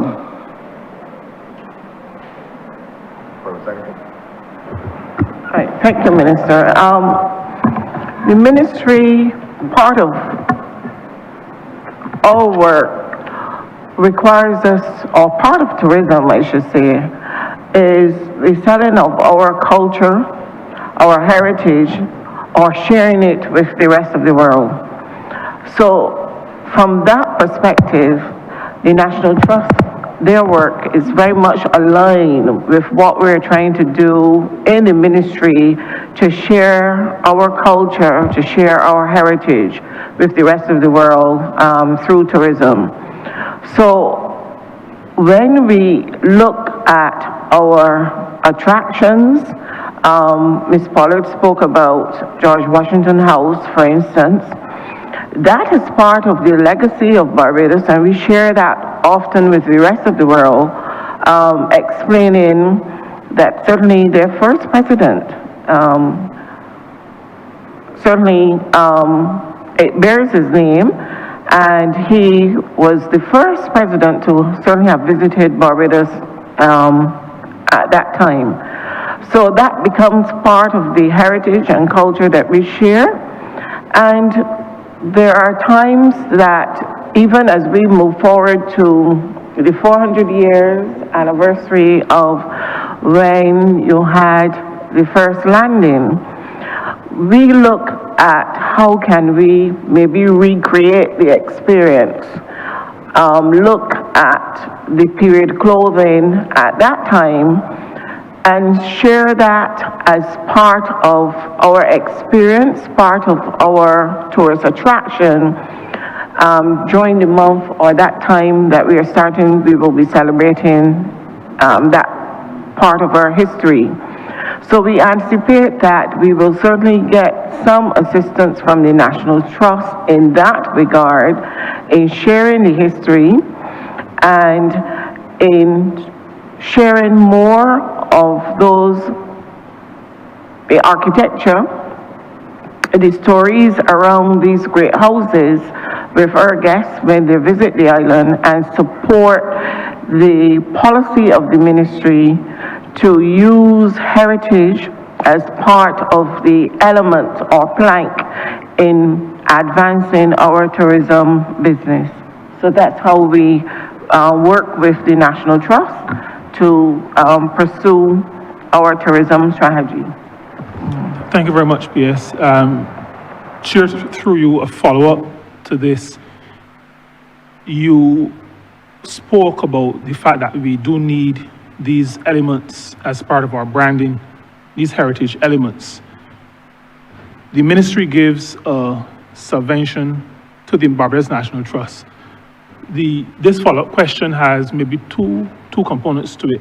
One is, do you have periodic, at least, inspections of those properties that you mentioned? You focus on George Washington House. Ms. Pollard was kind enough to speak to Arlington House, which is much closer to me, and to make sure of the quality You know, you use the term pristine condition. So are you monitoring? And I've already indicated where my interest lies.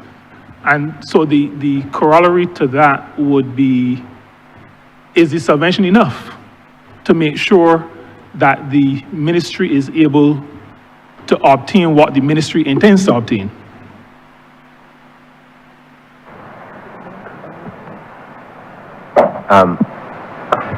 I know if you ask organizations if the funding that was allocated to them is enough, I'm sure they would say no, they would like some more.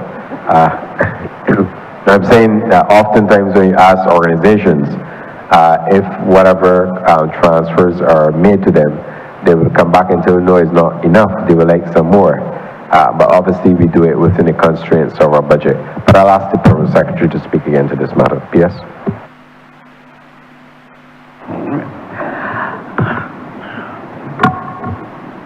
The organization, I believe the subvention was increased. Where it is now, it is probably still not sufficient, but we are trying to grow it certainly within the context of whatever constraints that we may still be facing. But the ministry, we will find other creative ways. And in fact, let me speak to the inspections. Those properties that certainly benefit from the concessions under the Tourism Development Act, Ms. Pollard would share with you, usually they would go out and visit these properties and make sure that certainly the benefit or the concessions for which they have been granted are being utilized in the manner in which they have sought to have them. So from that context, those that benefit under the TDA we would receive visits. But the limitations of our human resources, certainly in the ministry, would not allow us to visit every one of these great houses, but the engagement certainly takes place at the level of the National Trust, and if there is a problem, it would then filter up through the National Trust to the ministry, and then we can then address the problem as it comes up.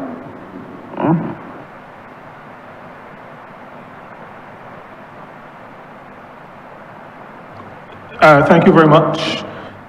Just to say that I was not asking it with an expectation that you'd be visiting every great house, but you mentioned some specific, I think, high visibility, high traffic attractions. You mentioned George Washington House, for example. I would expect that you would visit George Washington House, not necessarily Allendale Great House or Portland Great House, but those significant ones that you mentioned. So my final follow-up question, still relating to the matter of heritage, and again, being familiar both with tourism and the work of the National Trust. We have some challenges from time to time related to what appears to be a disrespect for our built heritage. So I'm talking about buildings, and I am the Member of Parliament for St. Peter. Buildings in Spikestown in particular, some falling apart. And I understand that they are privately owned. The question I have is, what collaboration, if any, does the ministry have with organizations like the Barbados National Trust, and maybe with the ministry responsible for planning, to safeguard the built heritage? You know, the transfer is 620,000. I understand quite well the matter of resource scarcity from time to time, but there are certain things that are necessary if the brand reputation and the integrity of the brand is to be maintained. And my question is, what do you do as a ministry to work with organizations like the Trust and ministries or departments like planning to make sure that we have a robust enough system, maybe legislative framework, to maintain the integrity of our built heritage. Thank you very much, Honourable Member. And before I ask the PS to respond, I also want to share with you that heritage tourism is, if not the leading factor, when persons sit down to make a decision on a vacation destination, it certainly contributes. And therefore, heritage tourism is critically important for the ongoing development of Barbados' tourism. And as a result, we not only, as you quite rightly mentioned, continue to support such organizations that will help us to build out our heritage, but also to become the standard bearer for standards in respect of our heritage. And therefore, with that being said, I just want to let you know that it continues to be a high priority with respect to the ministry's work. I'll ask the Permanent Secretary to quickly respond to your comments as well. Yes? Thank you, Minister. Usually when there is planning permission granted for development, it would usually require the ministry's input. And we will share our perspective with our counterparts in the planning ministry, and certainly those views that may be advanced by the developers. We are acutely aware that we want to maintain the heritage because that is part of the fabric of Barbados. It is part of what we sell that makes us Barbadians. So we have a vested interest, we being the ministry, have a vested interest in maintaining these cultural and heritage icons around the island. And in that regard, we work with the National Trust to make sure that we can preserve these heritage and cultural icons to make sure that they continue to represent Barbados and represent what the island has to offer. But so our input usually takes place in that regard. There may be town hall meetings that we also would facilitate. For instance, under the tourist accommodation bill that is presently under discussion, in there we had placed a role for the National Trust because we believe that they have the expertise to help us identify or utilize the resources within that organization to maintain any, give the, what you call those, these icon, to ascribe a classification on specific buildings that would want to be sold or be advertised or marketed as a heritage property. So we will utilize the National Trust in that regard so that those particular classifications can be part of their marketing for those specific buildings that may even go on to be part of the accommodation fabric, using the building to provide accommodation services to the sector, and therefore be able to market that classification to persons who are pretty much interested in heritage and culture. But I'll also ask Minister to have the Director of Research and Planning, Ms. Nicole Allen, to also weigh in on this. Ms. Nicole Allen.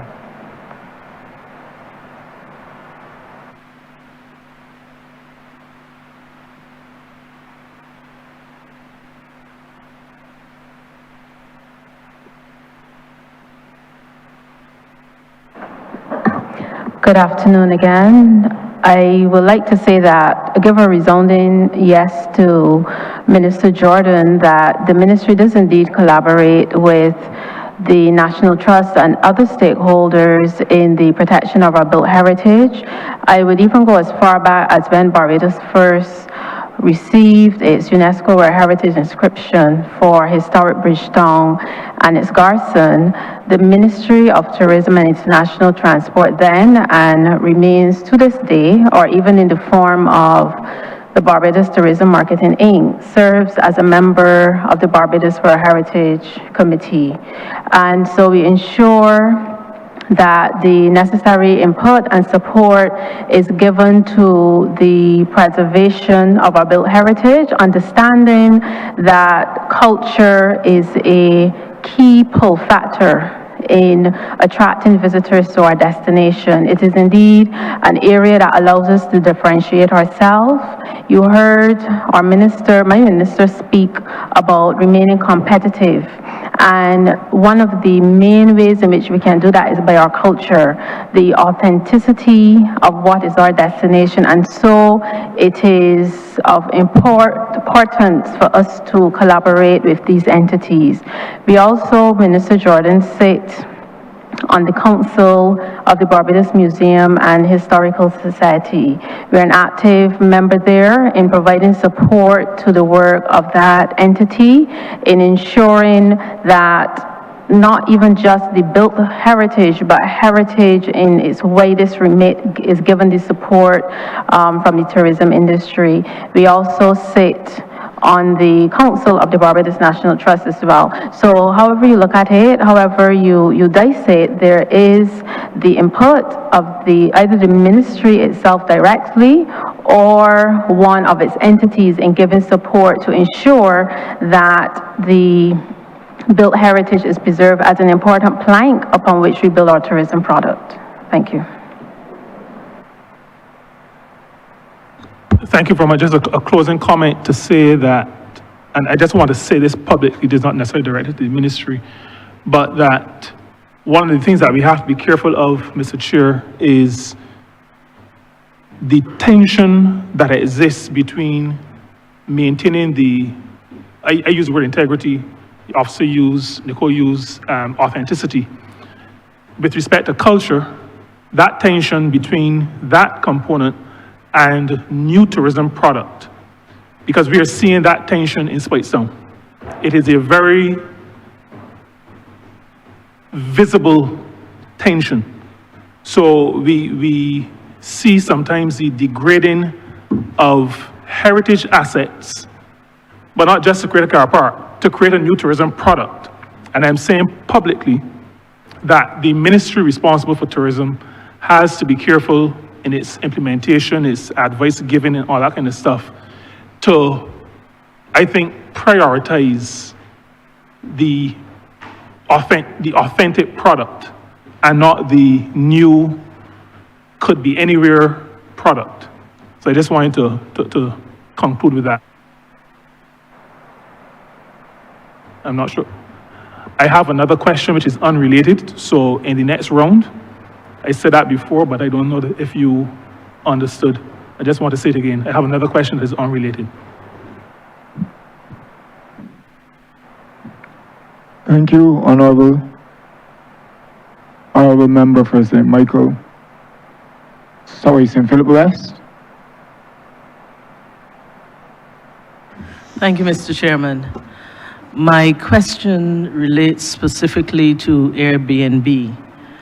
As we are seeing in terms of trends beyond the standard hotels, there is a demand for Airbnb accommodation, and as people convert their residential units into tourism accommodation, we are seeing that there is an impact on long-term rentals and the cost of properties, whether it is for you to rent, and certainly for locals in having experiencing increased housing costs.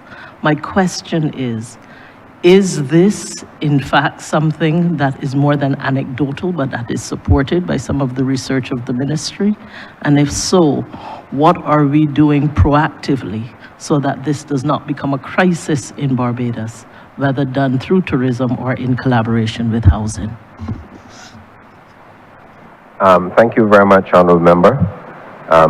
We currently have in Barbados, certainly within the hotels and villas and others, approximately just over 6,000 rooms available. When you add the vacation rental, vacation rentals to that number, you have close to about another, you have just under 13,000, but another 7,000 vacation rentals. What we're doing with respect to, and we know this because of research that we've undertaken, there's some vacation rental entities that would register with the ministry through its product quality division, and we need to ensure that one, we have an accurate count of the vacation rental accommodation in Barbados.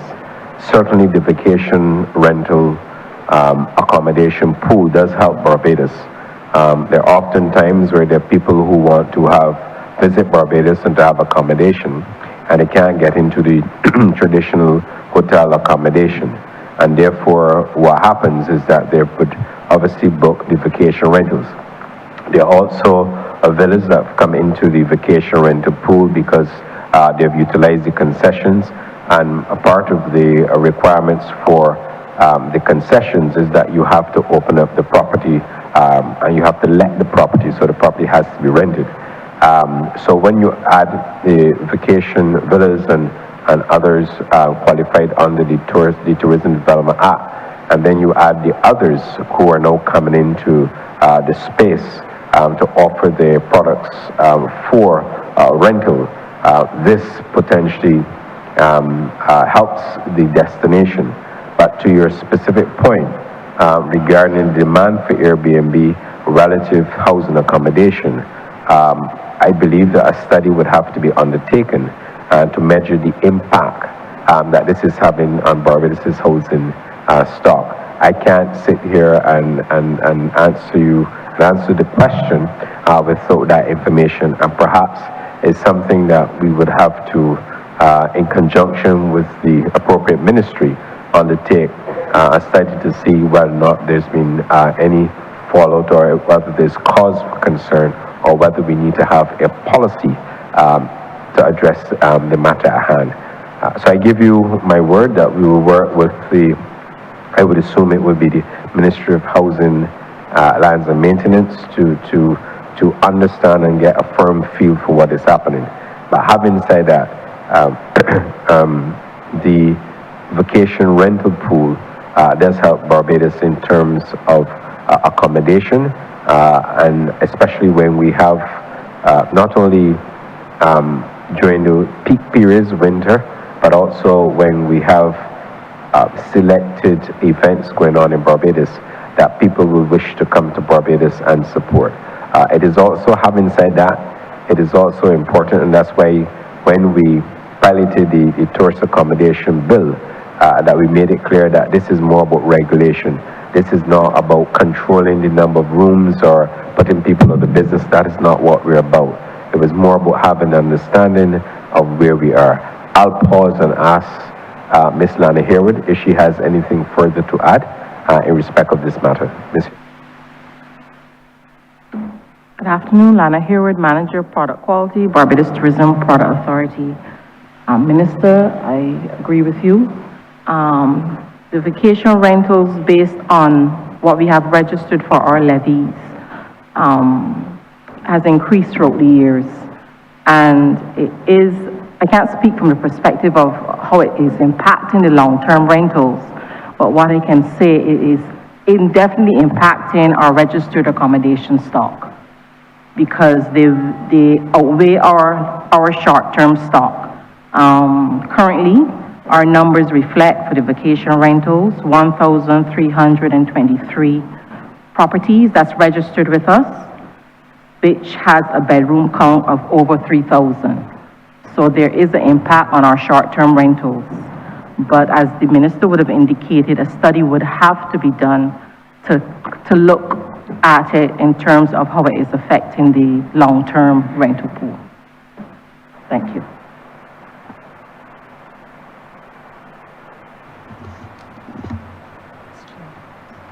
Mr. Chairman, a follow-up question. Even as we have not yet done formal studies, I think that we can see from anecdotal evidence that ordinary people, our neighbors, people in not too far from us, are actually entering the accommodation business. Barbados has a brand and we have a reputation. And my question is, what proactive effort is being put into ensuring that the standards that we expect from all are maintained and that Barbados's brand remains at the excellent level it is, even as ordinary people, not accustomed to providing accommodation, enter the market? Thank you, Honourable Member. The initiative to pilot the tourist accommodation bill was in fact intended to be a proactive measure to answer the very question that you posed. And I do agree with you, and I do so sincerely, that Barbados has a very strong brand, and that brand has to be protected. And therefore, we went the route of proposing the tourist accommodation bill to ensure, for that very reason, that we continue to protect the Barbados brand. Of course, the bill would have died with the last Parliament, and therefore we are proposing to make some additional changes to the bill. Once we do so, we will again, as we indicated on the last occasion, we'll have a select committee of Parliament undertake a review and obviously allow persons to comment so we can get their comments. But we must never ever allow the Barbados brand to be impacted in a very negative way, because if we do so, it will be very difficult for us. I'm not going to share with you on this occasion a catalogue of the challenges that the product quality department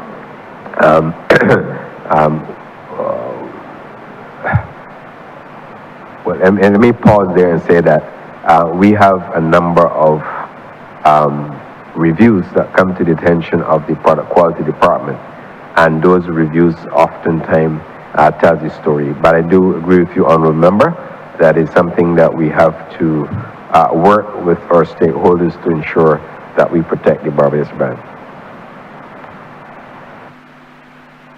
Well, Minister, I want to thank you for the work that you and your team are doing, and I join my colleagues in complimenting you on some of the achievements to date. Mr. Chairman, I yield.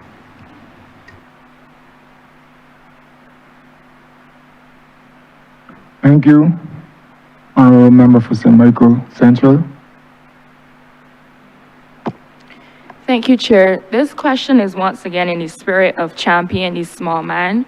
After reading the brief, I realized that although there has been a steady increase in the hotels, the larger hotels, there has been a decrease in the guest houses and the apartments. And I'm seeing there was a drastic decrease, especially in the year of 2023. So I was wondering what could have caused that. And I am aware in 2023 there were certain things that were put in place, for example, the levies, the additional taxes, and of course there's always an increase in terms of operating expenses. There's also obviously then competition with the larger hotels, and there was a strengthening of the compliance and regulatory and compliance requirements. So my question really is it the minister's opinion that the ministry's policy sufficiently protects small Barbadian accommodation providers? In the absence of legislation, it will be difficult for me to give you the appropriate response.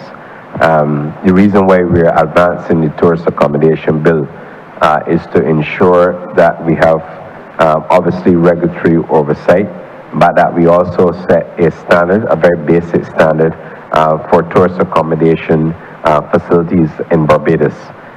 Once we do that, we'll be in a position. Currently, even though we have individuals who have vacation rental properties, they're registered with the Barbados Tourism Product Authority, but then there are others who don't register.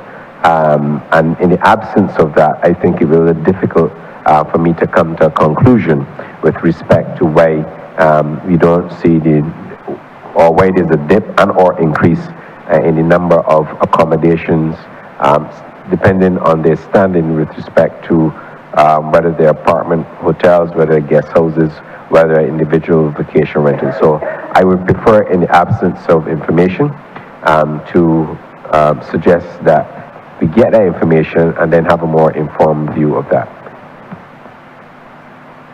Thank you. I yield back. Honourable Member for St. James Central. Thank you very much, Mr. Chairman. And Mr. Chairman, Mr. Minister, both you and your Director of Research just prompted my memory on a matter, and I thought I would quiz you on it. In the context of enhancing competitiveness, your Director of Research would have reminded the House about Barbados's being so privileged as to host a UNESCO World Heritage Site. If memory serves me correctly, we would have gotten that award for Bridgetown and the Greater Bridgetown area and the garrison around 2011. And I believe that we would have first started this journey by way of starting the inscription process in 2002 or 3. So roughly speaking, we have been on this road now for about 24 years. And it is a matter of obvious cultural significance. So my question is, are there any plans for the development of the World Heritage Site? And if so, would you be able to take us on a little bit of a journey so that we understand what is being formulated? Thank you, Minister. I'll ask the Director of Research and Planning to respond to Minister. Ms. Nokolani.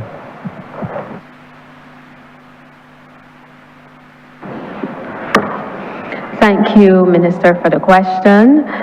The real work of the developing the Barbados World Heritage Site really rests under the ministry responsible for culture. As I mentioned, we sat as a member of the committee and gave input into the tourism potential. Having said that, nonetheless, with the current work we're doing to look at attractions, the minister referenced this earlier, the implementation of our attractions competitiveness study, where we looked at over 240 attractions, and we also received input from over 7,500 of our visitors into how those things could be improved.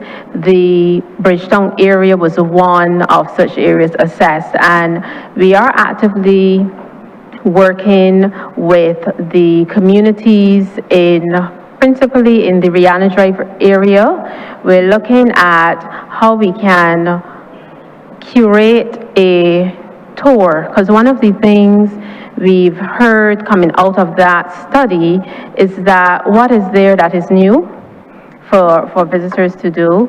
We have also heard how can new experiences be created, and efforts are being made to bundle, as it is called, tours or experiences in close vicinity to have them as a single experience. And so in reference to the Bridgetown area, we've been looking at how could we combine possibly Rihanna Drive, for example. How could we combine that with Kensington, which we know to be the mecca of cricket? How can we combine that also with the Cricket Legends Museum, which is just across the street? And then further up into Bridgetown, how can we also pair that with the Pelican Village so that we have an experience that looks at artisans? And then to bring into the mix as well, empowering the communities in those areas so that the persons who reside in those areas who are best suited to tell their story will be the ones who would conduct tours of that particular experience, and where they may be lacking in those skills, the necessary training. We heard that comment being raised earlier in the chambers today. And so where that training will be lacking, to give support to those persons to be able to facilitate that. And I believe it was Minister Moroni who asked questions about the smaller businesses and how, no, sorry, it was Tyra Trotman, Member of Parliament Trotman, who asked about the small man and giving opportunities for the small man. So looking at where are those businesses that we can support and integrate them into that overall experience. So that is one of the plans that is afoot, actively being examined, and also looking at how we can include it as an offering from tour operators. There are a number of tour operators, we've already identified a number of them, who take their clients through Rihanna Drive, and it is our hope that what we will package would be a more attractive offering to them than the current, drive-through type of experience that exists. So, Minister Simmons, that is one such plan that is currently in process. Thank you. I am obliged to you. I honestly think that it is a very useful approach that you have outlined to the House. The authenticity of a Rihanna Drive experience, which is, as you put it, bundled with neighboring tourism attractions, makes good sense. And similarly, I would want to urge that you think in the context of the other side of Bridgetown, more in the constituency of the Honourable Member who sits to my right, where we have in St. Michael South, we would have that labyrinth of tunnels which run underneath the garrison and begin, I believe, just outside of Washington House, or can be accessed from outside of Washington House. And I don't know if the Honourable Member is familiar with below ground in his constituency, as he is above ground, but clearly that too could be linked with the Barbados Defence Force Armory Tour and so on. And I do feel that in the context of authenticity, that is, and unique attractiveness, that perhaps is one of the, or they perhaps are some of the areas which we would have as strong selling points. My second question, Mr. Chairman, turns really on the work that is being done, and I think we've alluded to it several times today when we talk about new destinations and seeking out new destinations, and again, in the context of maintaining our competitive edge. And obviously, we have to do this. It don't happen just by accident. You have to have the airlift capacity for the people to come here, which in turn means we have to be doing substantial work beforehand on air services agreements. For example, if we're talking about the African continent, we have to be able to identify those places and have the arrangements in place by way of agreement for them to come. And I would like to hear from you, Minister, what work is being done on air services agreements, and not only what work, but with whom, and if any has started to bear fruit, then please elaborate on that. Thank you very much, Honourable Member. Certainly in our attempt to not only open up new markets, but in our attempts to drive new business, and particularly non-stop services to Barbados. As you well know, because you serve as a Minister of Tourism and International Transport, we have to not only review and update, but where we don't have air services agreements in place, we have to do so. I can think of no better person than the Acting Permanent Secretary, who's sitting to my left, who can speak with conviction to these matters. Acting Permanent Secretary, Dion Gibbs-Nichols. Good afternoon, Dion Gibbs-Nichols, Permanent Secretary Acting within the Ministry of International Transport. The The ministry continues to forge ahead with the negotiation and finalization of various air services agreements. These agreements govern air services between states, and they are bilateral in nature. They also facilitate direct travel, tourism, trade, and investment between states, and they assist with the build-out of airlift capacity, as they create a legal certainty for airlines to plan their routes. Barbados is seeking to enter into new arrangements with various countries that are considered non-traditional markets or emerging markets, such as the states in Latin America, Africa, and parts of Asia and the Pacific. Recently, we would have finalized agreements with Qatar and Panama in 2024, Brazil and France in 2025. And as Minister mentioned, Barbados has a reputation as a safe, politically stable state. And this is attractive to airlines and travelers, and we build on this positive factor. We are currently in discussions with approximately 10 different states. To name a few: Peru, Morocco, Argentina, Brazil, Bahrain, Austria, and China. And for the financial year 2026 to 2027, we are seeking to commence discussions with Ethiopia, Egypt, and South Africa. And let me mention here that we work in tandem with the Barbados Tourism Marketing Inc. in terms of strategy and the countries that we seek to have agreements with. Thank you. Very much. I'm not sure if the Permanent Secretary of Tourism would like to add any remarks to that, but suffice to say the direction that we're going in. We attended Roots World last year, and we also had an opportunity the year before that to meet with several interested parties. And the reason rationale for us upgrading our air services agreement is in direct response to the interest being shown by some of those countries. So we will continue, Honourable Member, to pursue the policy of not only updating, but where there's no air services agreement in place, that we do so, as we're doing with, for example, 5th Freedom Rights and 7th Freedom Rights. And I'm hopeful that at some appropriate time, I will have more news to share with you and the country with respect to the direction that we're going in. But certainly, we are going to continue at full pace with respect to updating and or initiating new air services agreements with key partners to drive that air route connection and connectivity with the strategy that we have in place as we embark on the second phase of our airlift strategy.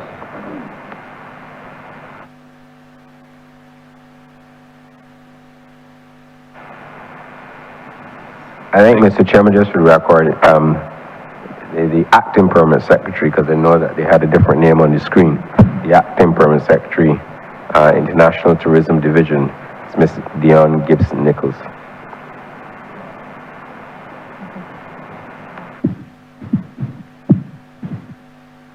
Honourable Member of St. John. Thank you, Chair. Minister, one of the main planks for my ministry this year is sports tourism. And I'm hoping, in a similar vein to a previous minister, where I would have asked to have a point person from within your ministry to work with my ministry in relation to some of the projects that you have coming on stream. And the reason why I'm saying this is because, and let me apologize up front, I was really disappointed that, and I'm not sure if it is your ministry that run Barbados for I think 2 years was happening on the East Coast Road.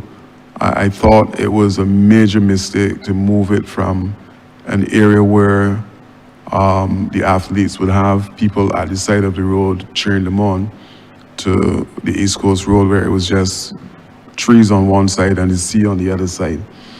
Another example of this would have been at the Roger Boys Classic, where I had an 11 o'clock press conference, and an officer from your ministry came and said why I didn't say that I was having a press conference because they were having one at 11:30.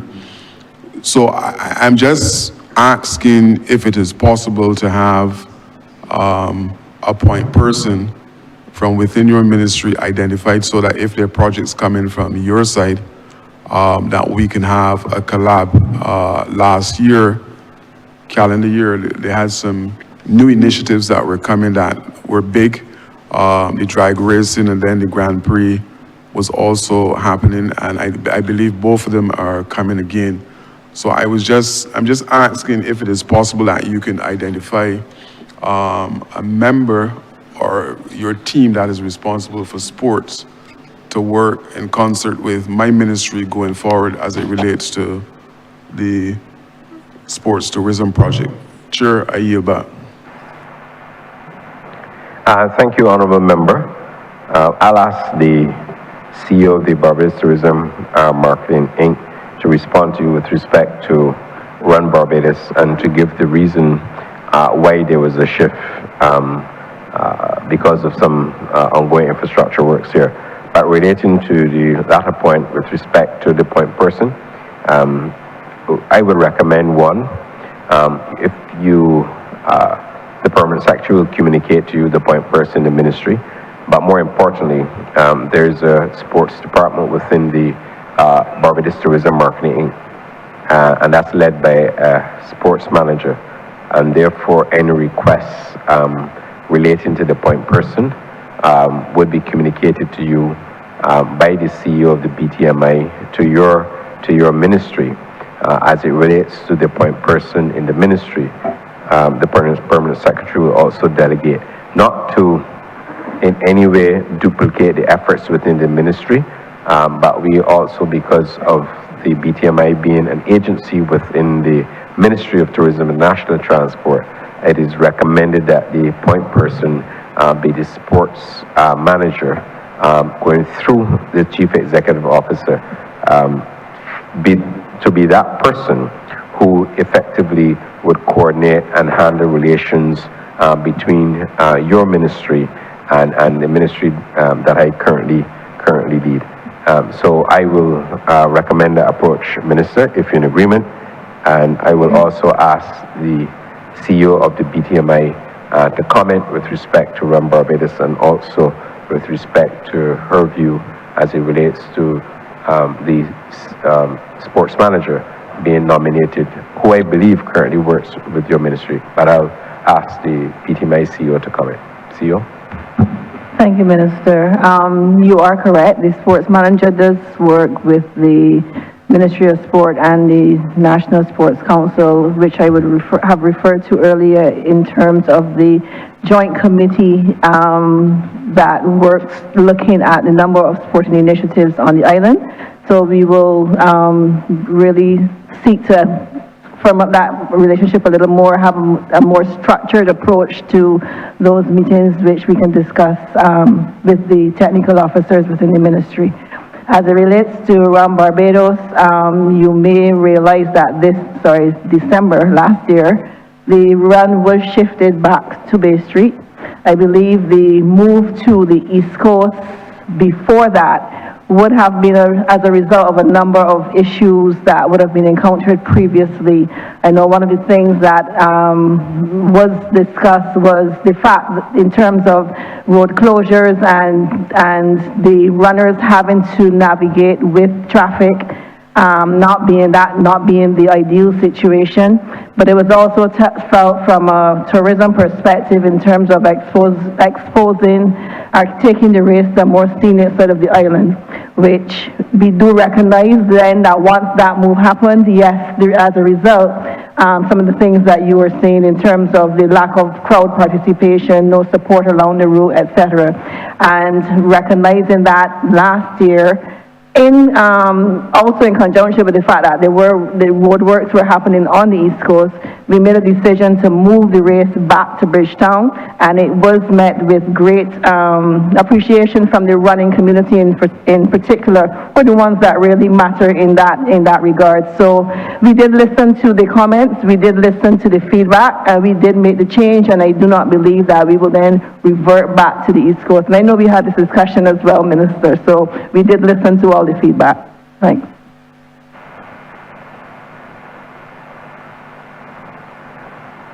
Sorry, Chair, you're looking like if I should have a follow-up question.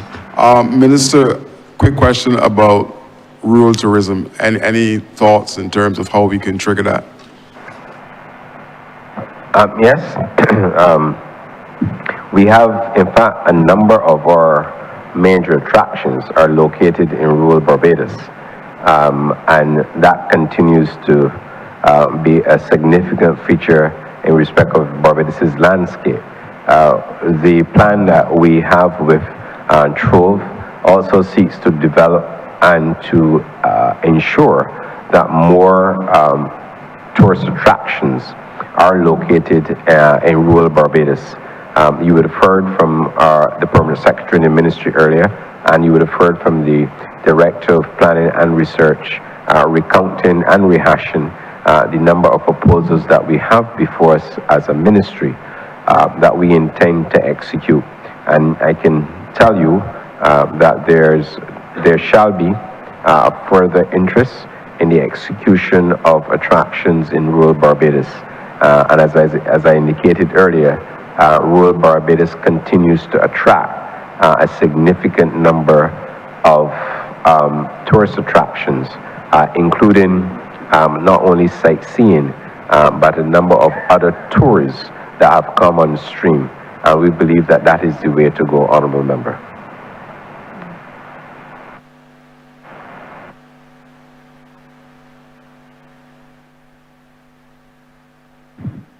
Honourable member for Question South. Thank you very much, Chair.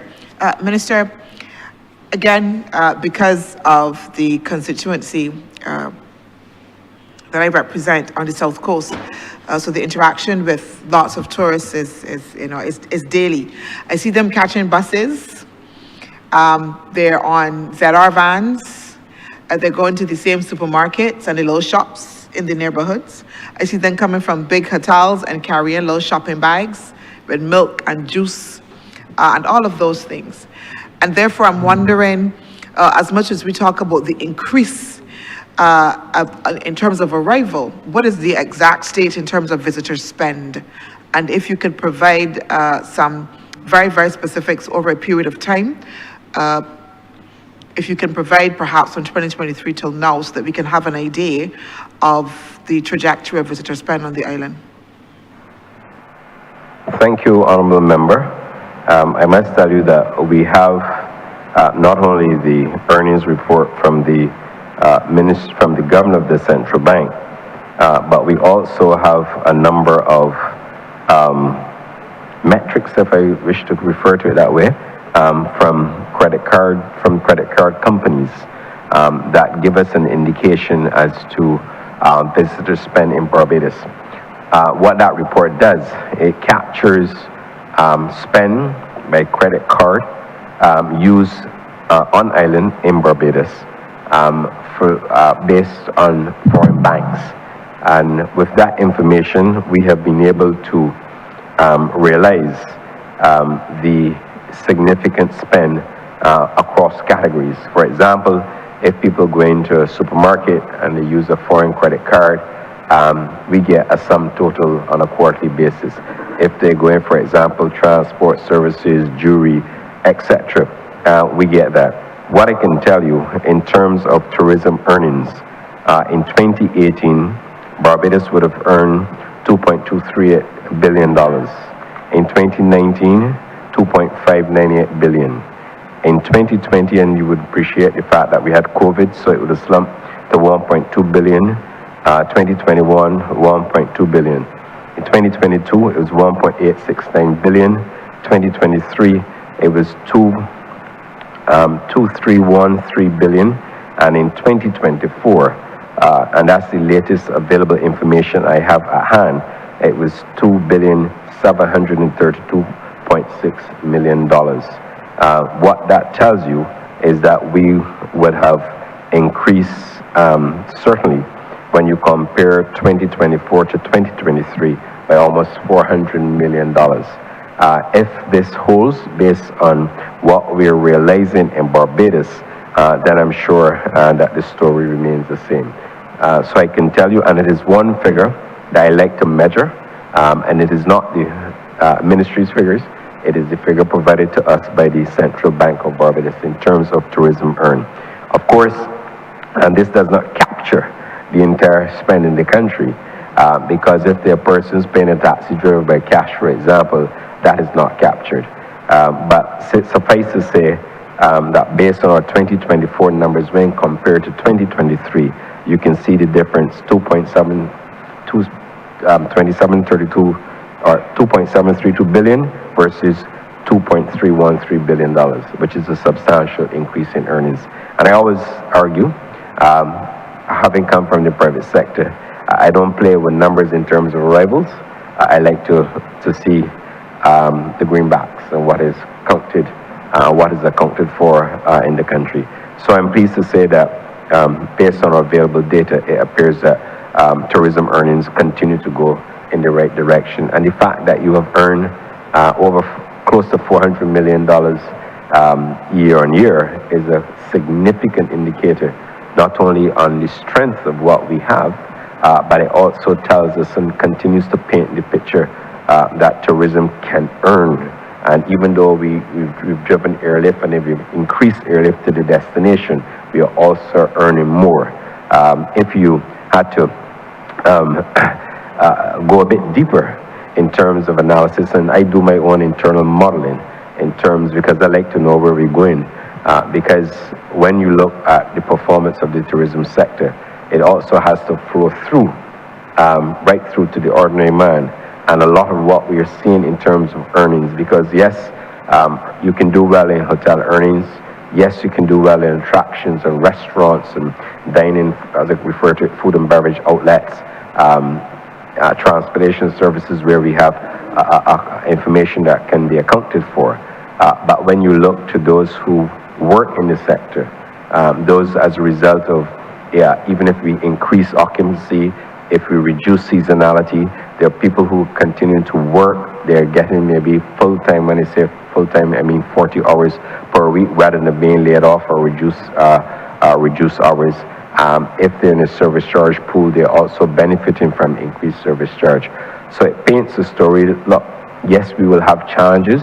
The good thing about the ministry is flexible, it's responsive, and we try to put and implement policies that will continue to build out Barbados' tourism success. And the one thing I go to work every day as a minister, I always ask myself the question, how can I help to improve Barbados' not only tourism product, but how can we build out tourism to the benefit of the people who ought to benefit from this particular industry.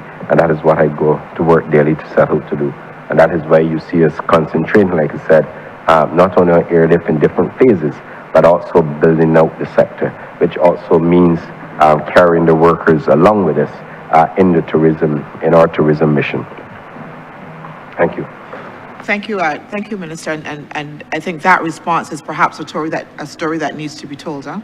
Again, we often, like I said, refer to the airlift, but the fact that we have had such a significant growth in tourism earnings is really laudable for the ministry and the efforts that have been undertaken. But I wanted to just press us a little bit more to just flesh out some of that story, because you said that you do have statistics that will be able to tell us exactly what they're spending on. And I think that's important to be able to understand. So what is it that people are spending on by category, and perhaps the largest or overarching categories, please? I'm not sure if we have that information with us. Research will have it. I'm not sure if PS would have it. But what I can tell you that a significant amount of spend is made in, of course, you would appreciate this accommodation. Jewelry, for example. In fact, when I look at jewelry, I wasn't aware that so much money is spent on jewelry, for example. Like I said, food and beverage outlets that consume petrol stations included, rental car companies as part of the transport sector, and I can go through a range, but we do have that information. That information is provided by one credit card company, and we get that information on a quarterly basis. And again, that helps us and allows us to zero in on where there's areas for additional growth. And that is why, as a policy decision, when I came to the ministry, I set up a visitor spend task force. And that task force is hard at work, also looking at other avenues to create opportunities for increased earnings. And we're also focusing not only on technology, but also helping persons with marketing to ensure that we can maximize visitor spend on the island. So there are a range of not only strategies that we implemented, but also programs associated with the strategies, and similarly tactics along the way to execute the strategy to ensure that we earn even more from this sector. And thank you, Minister. I know you said you don't have those statistics, but I just want to stretch again that perhaps this is a story that you really need to tell. And it goes back to the questions that were asked by the Honourable Member, I think for St. Michael's Central, when she kept saying that her interest was about how we involve the small man. And my question was about teasing out where they're spending all this money. So if they're spending in entertainment, if they're spending in food outside of the hotel, because that information then can feed into multiple streams. So whether that is culture, in terms of knowing how to nuance that, whether that is business, again, and small business, for where the potential growth areas. So not only instructive for you, but then for other ministries and other efforts as well that are critical to the growth of the sector. So I really want to encourage you, perhaps, like I said, to tell this story, not only brought it to the public, but also as well, again, to the other agencies that are going to be necessary to build out as well. Thank you, Honourable Member, and it's a good suggestion. If I were to look to your constituency alone, in Oistins, I don't think we could have asked perhaps for more, for an area that contributes more significantly to the food and beverage earnings of this country. Obviously, some of it we can track, because if the spend is through credit cards, we can track that. If it's cash spend, it's a little difficult, truth be told, to capture it. But might I add that what is happening at Oistins is not only unique, but I must tell you that whenever we travel to Barbados, not only the tour operators, but those who visited Barbados and repeat visitors, they make the point that they enjoy Oistins, particularly a Thursday, Friday, or Saturday night, and they go back for that very authentic experience. But they also go back because of sustainability issues. The fact that it's a fishing community, the fact that people like to know that, you know, the fishermen bring the fish there, the vendors prepare it, it's then prepared, and then there's the opportunity for a meal along with a good Barbadian beverage. So I think all those areas interwoven can create a more value chain for us to examine and a value chain for us to exploit. But I can think of no better example to share with you than what obtains at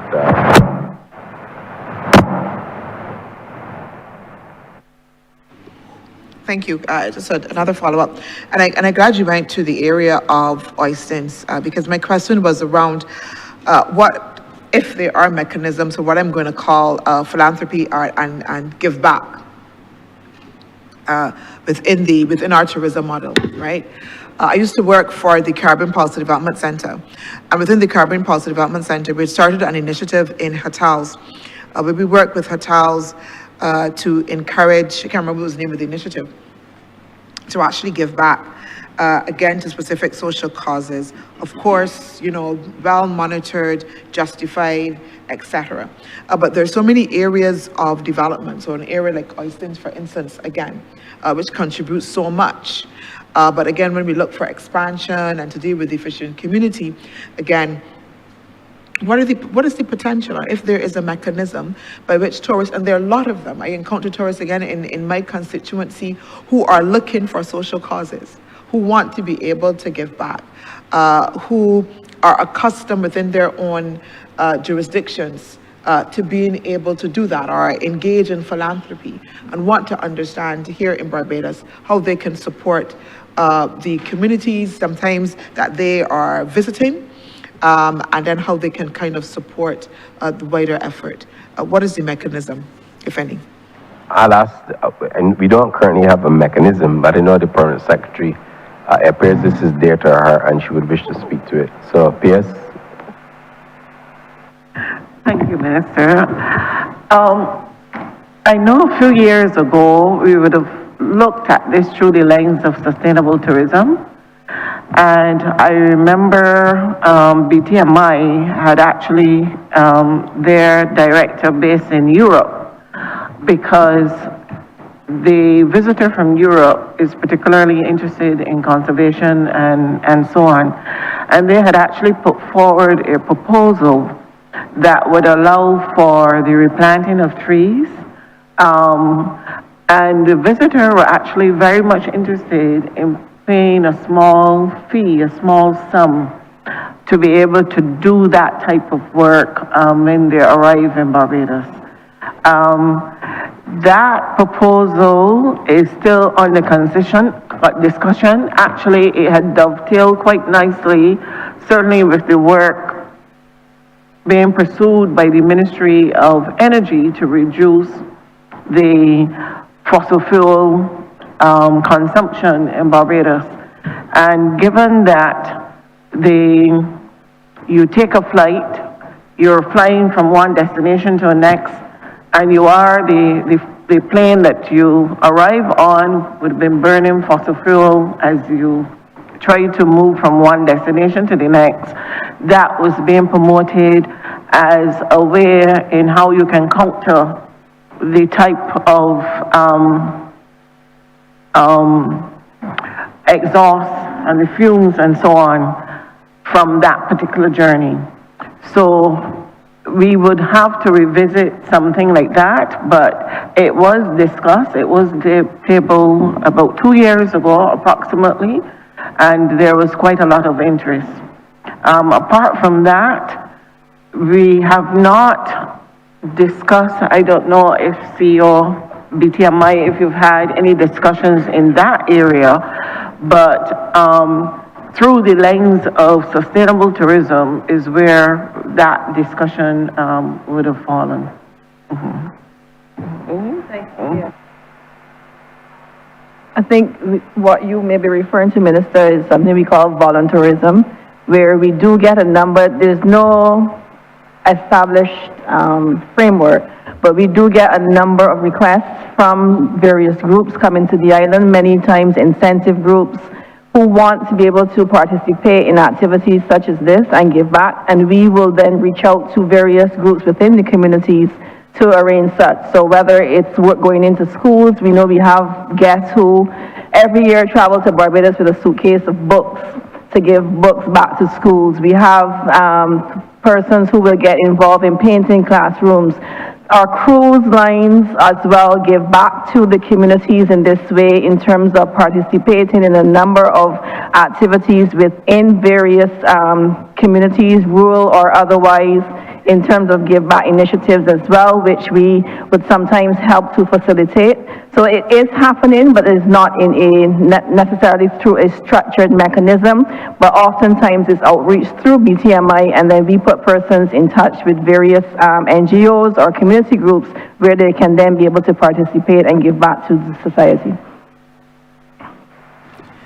Thank you very much. And Minister, I would like to suggest that perhaps there is need for a structured mechanism to this, because I believe that we might be missing something that can perhaps add to our product tremendously.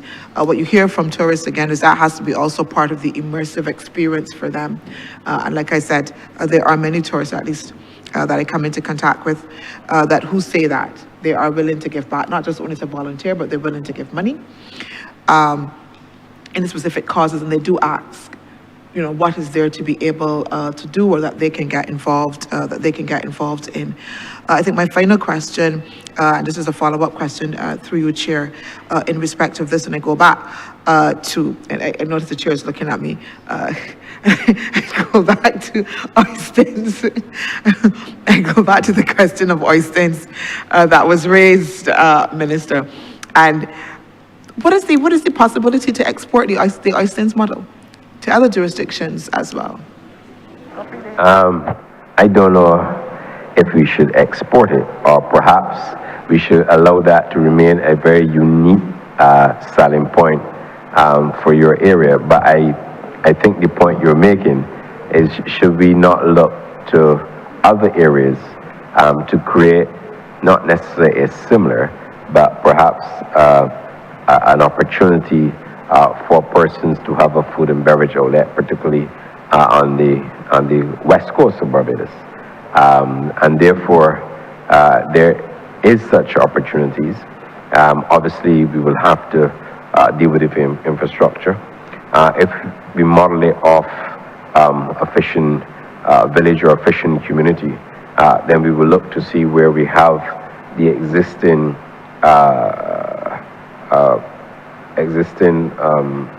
fishing communities, and see how best we can partner and create an opportunity to create a dining opportunity, as I refer to it, a dining opportunity at different fish markets, maybe across Barbados. Space is obviously an area we would have to look at space, because that's going to be a consideration with respect to where what works for Oyston is that you have that vast land space on the beach, and that works well.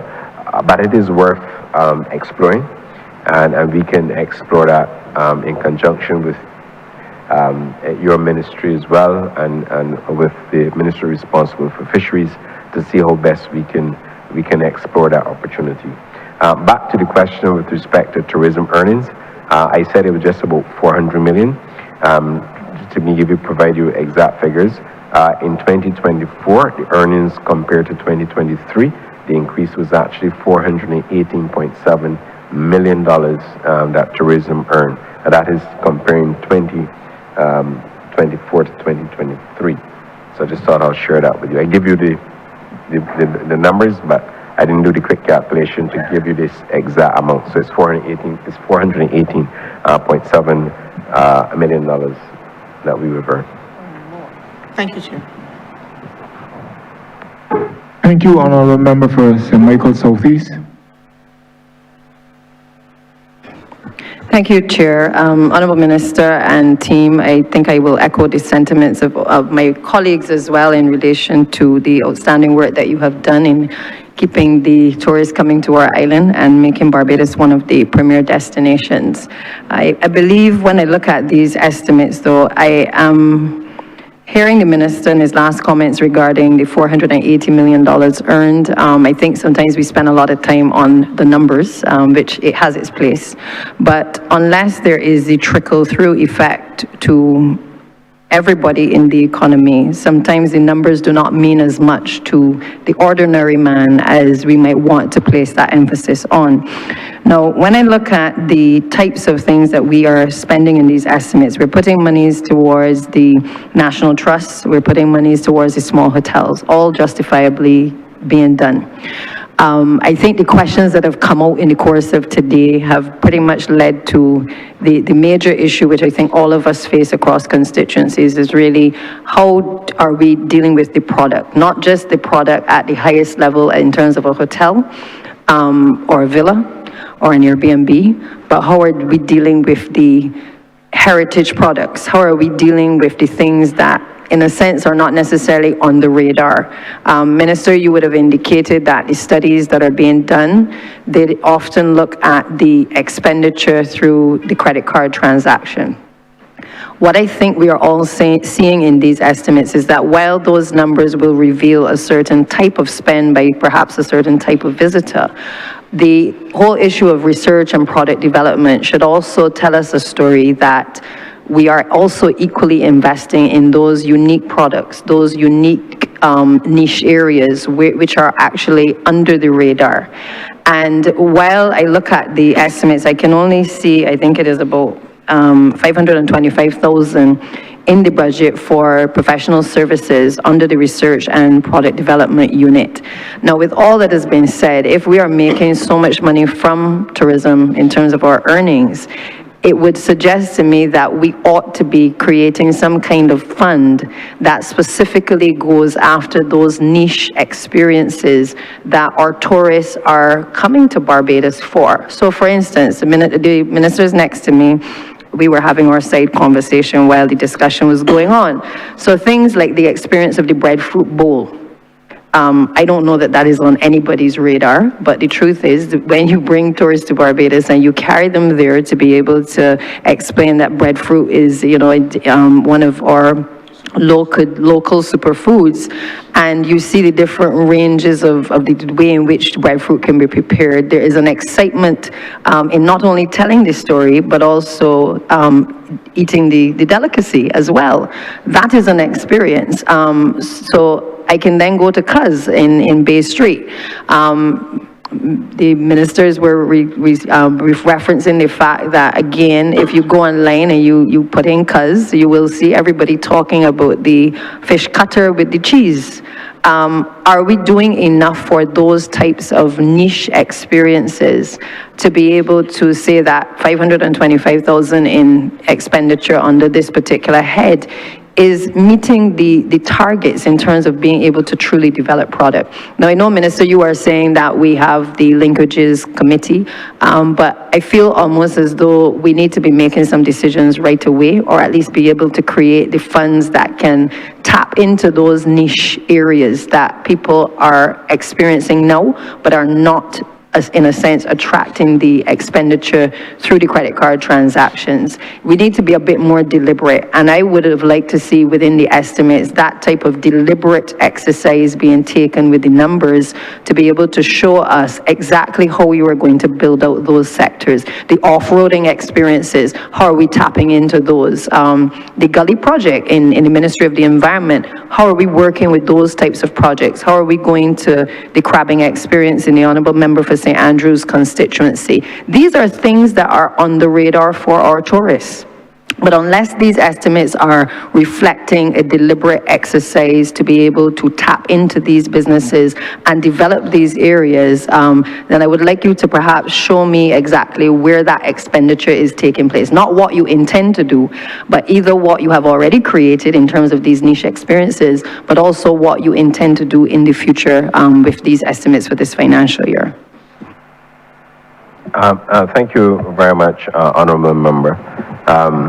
You will hear from time to time, from the time I joined the ministry as a Minister of Tourism and International Transport, but that I've often made the point that one of my core objectives is to ensure that tourism not trickle down, but flow through. From where I sit, I'm quite overjoyed with the fact that you're seeing, for example, if I might use one example, oysters being populated and people earning well. If you look, for example, at Caboose and in the north of the island, if you look, for example, at the taxi drivers and operators, there's no, because if you use cash, like I said, we don't have a sense of reporting. The day we move now to credit card transactions, we have an opportunity where we can measure all those transactions. So truth be told, even though we are earning as much as I said that we're earning from the tourism sector, we're earning more because we don't capture that, because if it's a cash transaction, we're not capturing that. With respect to the product, whenever we travel, we always make it a point to promote Barbados as a destination. But beyond promoting Barbados as a destination, what appeals to that destination, and what are the core factors that our experience would evolve and would entice a person who's living outside of Barbados to visit Barbados.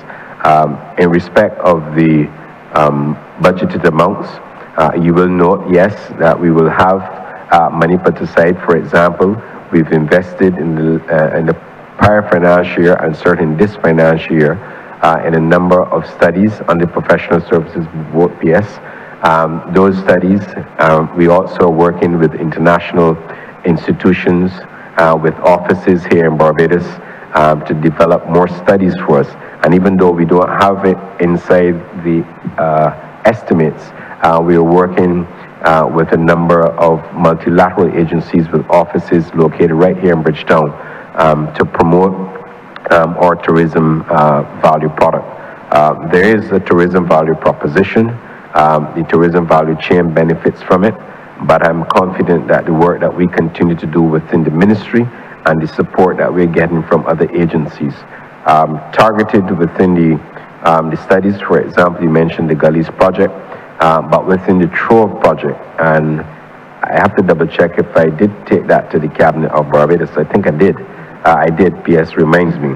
But within that study, we have explored a number of other opportunities that can really go into the community and create entrepreneurs from within the community who could also benefit from the not only tourists who come here, but benefit from the spend. But because we don't have that mechanism to measure others who are within the sector, it is difficult. But suffice to say, I'm confident the path we are going with respect to the programs that we have planned out. Execution is always critical, execution is always key, and I'm always all over the ministry with respect to execution, and we are confident that Barbados will begin to see the benefits of what we're doing with respect to our studies. And the good thing as a policy decision, when you enter a ministry, once you take the policy decisions early, you get the necessary data through studies, you execute, then the country will begin to benefit. And we believe that that will not only enhance product, not only contribute to increased earnings, but also will allow those within the tourism sector to benefit. And I remain faithful to my narrative that tourism must pour through, flow through to ordinary Barbadians, and that will always be my mandate. Thank you, Minister. No further questions. Thank you. Honourable member, you have 5 minutes to wrap up the head. I'm sorry, Honourable member for St. Peter.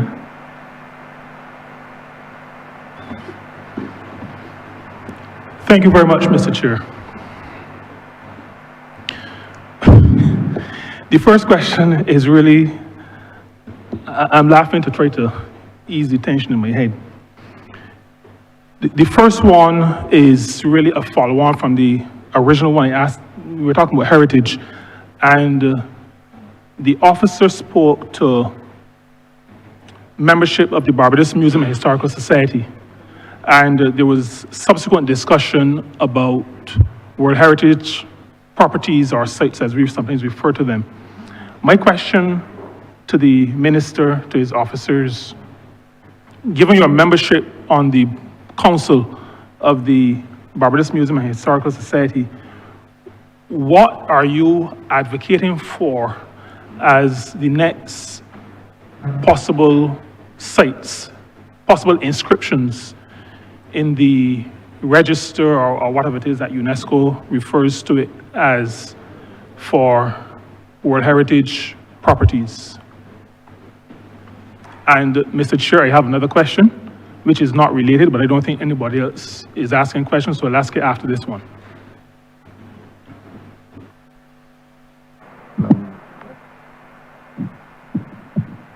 Go ahead, Honourable Minister. Yeah, thank you, Honourable Member. Thank you, Mr. Chairman. I think it's more a matter for culture as it relates to UNESCO heritage sites and so on. That does not sit squarely within the ministry or exclusively with the National Trust. But it's a question that it should be directed to culture. But I'll ask the PS to weigh in if she wants to. Right. So we have the view that that should be held in culture. So just let me clarify. I asked the question in the context of your membership on the council. So I'm not asking what the museum is pushing. I'm asking what your ministry, I assume that because you are on the council, that you're making input in the meetings and that, there is some understanding of, you're put in a position. My question is not what the museum is doing, but what it is that the ministry thinks, the direction that the museum should go in. I know I've heard a number of different things. I've heard about Rock Hall. I've heard the story of Sugar and Rum. I heard about Spitestone. I think I heard about a couple of others. But what would be the priority for the Ministry of Tourism? All right, PS will speak to the matter. As mentioned before, heritage and culture is an important plank of us telling Barbados. It is who we are. So when we invite persons to come and enjoy this destination, we're inviting them to come and experience what is Barbadiana. What makes a Barbadian a Bajan? So when we work with the National Trust, part of our remit is to make sure that we it remains frontal to them, that we do not lose the heritage and culture that makes us who we are, and that is expressed through the architecture of the buildings, it's expressed in food, it is expressed in even in language, how we speak, and so on. So there is a strong relationship, certainly with the work that we do and what culture does, and what we expect the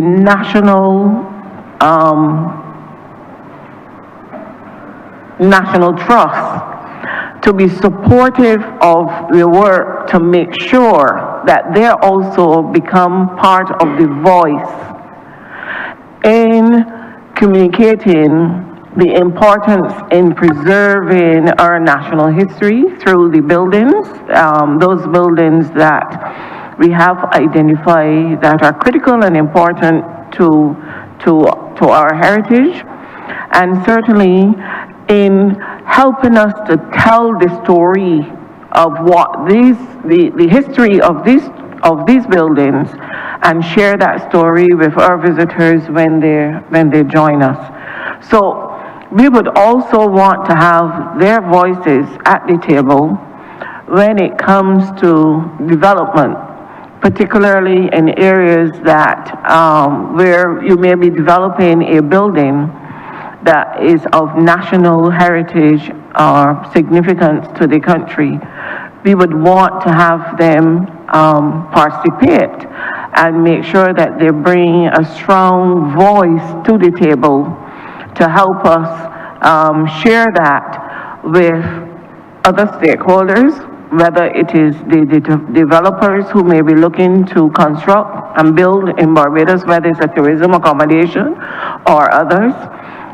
So we want to have them at the table as a strong voice to assist the ministry in making sure that heritage and tourism remains one of our strong elements in selling Barbados, because tourism cannot exist, in my mind, unless the heritage and culture remains a significant part of the story that we tell.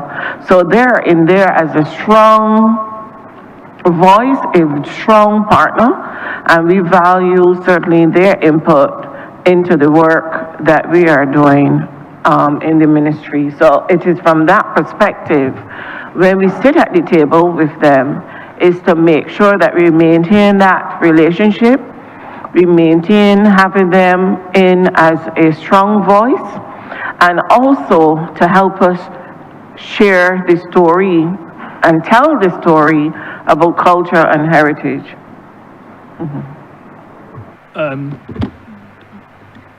Through Mr. Chair, the question I had was very, very specific to World Heritage property inscriptions. What I wanted to find out was, and I maybe should ask it a different way then, does the ministry have a perspective on what the next inscriptions on the UNESCO list should be. I asked the question based on your membership on the committee of the Barbados Museum and Historical Society. So I understand everything you said about, or you repeated really, about heritage and all that stuff, but this is specific to UNESCO inscription. Does the ministry have a perspective? If no, it's not a problem, all right? But I just wanted to know if you had a perspective, given that you felt so strongly about heritage.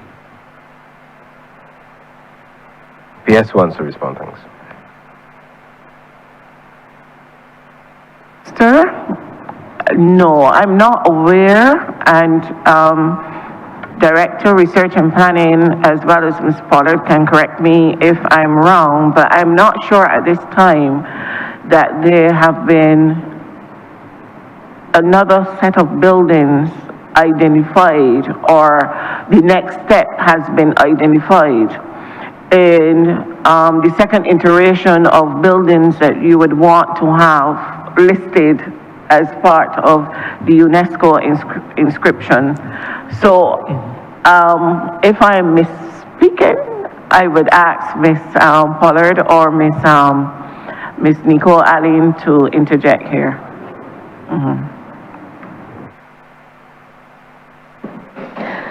Thank you, PS, and thank you, Minister Jordan, for the question. The last that we were aware was surrounding the story of sugar and rum, but as the minister has said, certainly that is a matter that will be decided upon by the Ministry of Culture under the ambit of its Barbados World Heritage Committee. What I will want to say, though, now that I have the opportunity to speak on the floor, is that I don't see tourism as foisting its opinion to the extent that we must have our way. What I take away from our collaborations with these organizations is an acceptance and recognition that there's a nexus that exists between tourism and cultural heritage. I would even go as far as saying that there's a symbiotic relationship that exists between culture and tourism. And from that perspective, that is one of what I see as one of the key benefits of us sitting on these various committees and providing our input. But to circle right back to your question, it is best answered through the Barbados World Heritage Committee. Thank you very much. I'm not going to prolong the discussion on this. Only to say, though, that I never suggested, I hope it didn't come over that way, that tourism ought to foist, and that was the word that was used, its opinions on the museum or the World Heritage Committee. I simply asked for a perspective. Maybe I use a different word next time. The real question I had, though, had to do with something that we've been talking about for quite some time. I didn't hear the minister's opening remarks, so I don't know if it was covered. If it was, I apologize.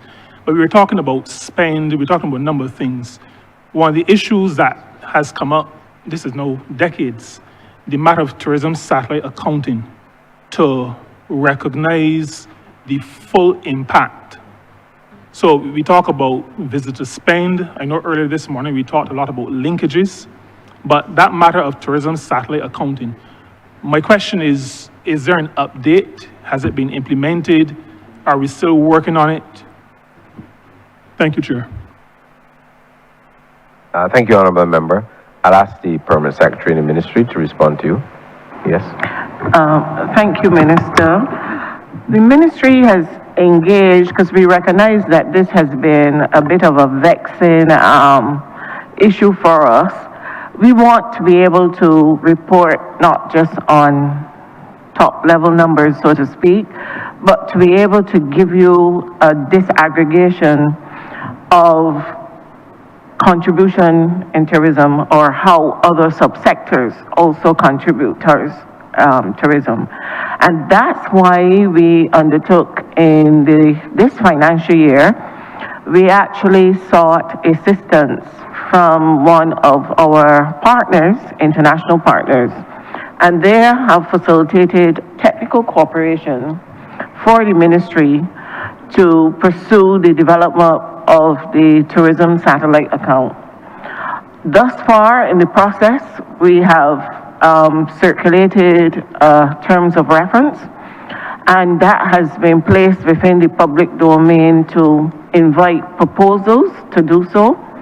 And we are now at the stage of evaluating those proposals along with the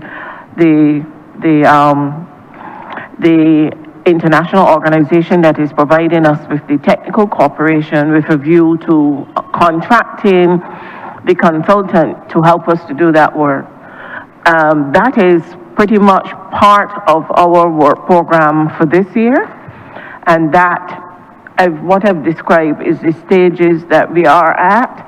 The ministry is also contemplating the putting in place a steering committee where we want to have some of the brains in economics, some of our partners who might have retired, that we believe that can come back and help us steer this important piece of work, that we get the best out of it.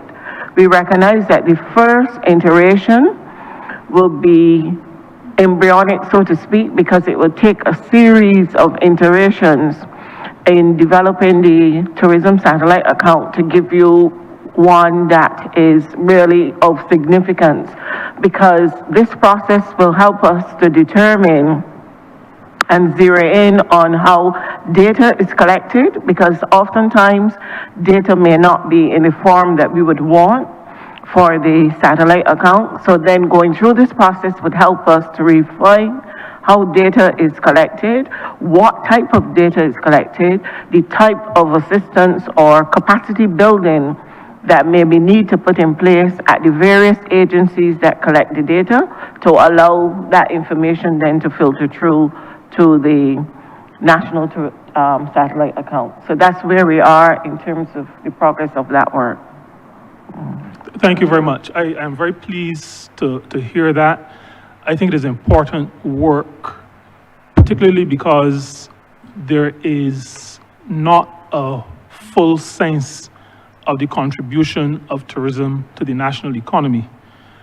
We talk about various sectors, and for example, we refer to the significant work happening in construction, but the minister spoke to the fact that a lot of that work is tourism related. We talk about leakages.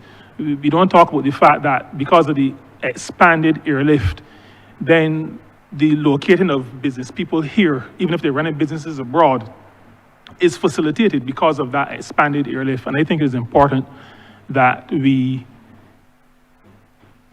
tell the story. I think is the word or the term that the member for Christchurch South used. Tell this story, and you can only tell that full story if you have the satellite account and are really able to share. But thank you very much.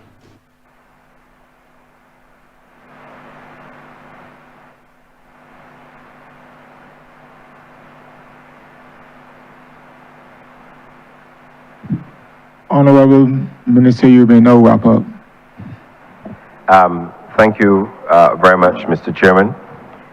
Let me thank honourable members for the questions they posed and recommendations made.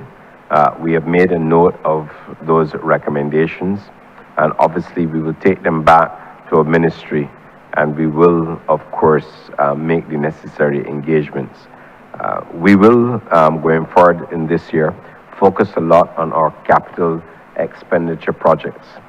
Capital expenditure projects would relate not only to the Barbados Port Inc. at the Grand Hams International Airport, but also to the international transport division. We will move at a pace to ensure that we execute these projects. We're executing them because they have a direct relationship with technology, and we also have to ensure that we engineer these projects in the shortest possible time so the country can continue to benefit. We are going to continue our focus on emerging markets. It is very necessary that we focus on emerging markets to continue to grow our tourism sector. The branding of Barbados is also critical to us, and how we focus on the branding, protecting our core elements and ensuring that the Barbados brand remains exceptionally strong in the marketplace. We will continue with our program of route expansion. We will continue to work with the market directors in our respective markets, and also working with the ministry to ensure that we devise the appropriate strategies and policies to build on our successes thus far. There's still a lot of work to be done within the ministry, but I'm confident that over the certain period that I've had the opportunity to lead the ministry, we've made remarkable progress. We've attained some of our goals, and we will continue to ensure that we continue to meet those goals that are critical for the success of the tourism sector. I want to take this opportunity as well to thank the team here at the Ministry of Tourism and International Transport, the associated agencies within the portfolio, and certainly all of those who contribute to the tourism sector for helping us to accomplish what we have accomplished thus far. As I indicated, there's still a lot of work to be done, but we believe that laser-like focus will continue on this ministry. We make it look as though it is very easy work, but I must tell you and tell all of those who obviously don't know the intricacies of the Ministry of Tourism and International Transport, that it is a mammoth task. It is a big job at hand. And notwithstanding that, whenever we call on the officers within the ministry and associated agencies to ensure that they contribute, that they do so, the fact that they continue to do what they do, the fact that they continue to come to work and work hard, is not only a contributing factor to their patriotism as Barbadians, but also as a people who believe that we can build out the tourism sector and make it even better. We will continue to drive our earnings from the sector. We will continue to ensure that those who benefit from the sector, that we continue to flow through in the tourism sector, so that people, the ordinary man or woman, as some people refer to them, will continue to benefit from the sector. So I know that the staff, and they always tell me I work them very hard, and they will smile and they will say that as well publicly. But I really want to say thank you. It is never easy when you have to be in a ministry, when you have to travel, when you have to get up at some, as Barbadians will say, ungodly hours. Sometimes 3 o'clock in the morning to catch a plane, to get back home and to crisscross airports. When you have to get out of the aircraft when it's extremely cold, when you have to go through snow, when you have to, if you go into Dallas in the heat, in the sweltering heat, and you get off and the heat hits in your chest. We do all of that, and it has happened. We do all of that because we believe that we have to build out tourism. It is a very competitive space, and as a result, it requires not only strategic thinking, but it also requires tactical initiatives as we continue to build the tourism. So we will come to work, Mr. Chairman, as a team, and we will continue to build out the tourism industry for all Barbadians. And with that, Mr. Chairman, I ask that Head 27 stand par. The question is that Head 27 stand par. All honourable members in favour, say aye. Honourable members against, say no. Methinks the ayes have it. Honourable Leader of Government Business. Yeah, Mr. Chairman, I beg to move that you do now report progress to His Honour the Speaker and beg leave to sit again. Beg second that. The question is that I do not report progress to His Honour the Speaker and beg for leave to sit again.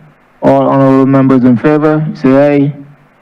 Honourable members against, say no. Methinks the ayes have it.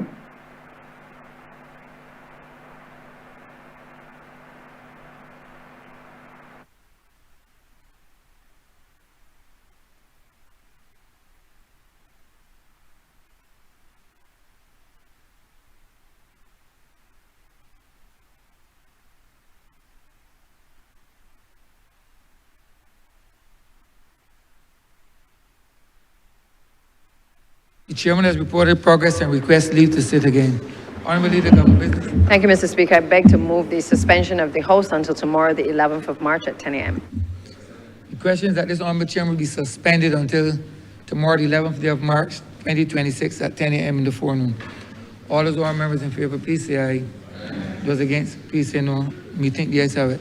This honourable chamber stands suspended until tomorrow, 11th of March, 2026 at 10 a.m. in the forenoon.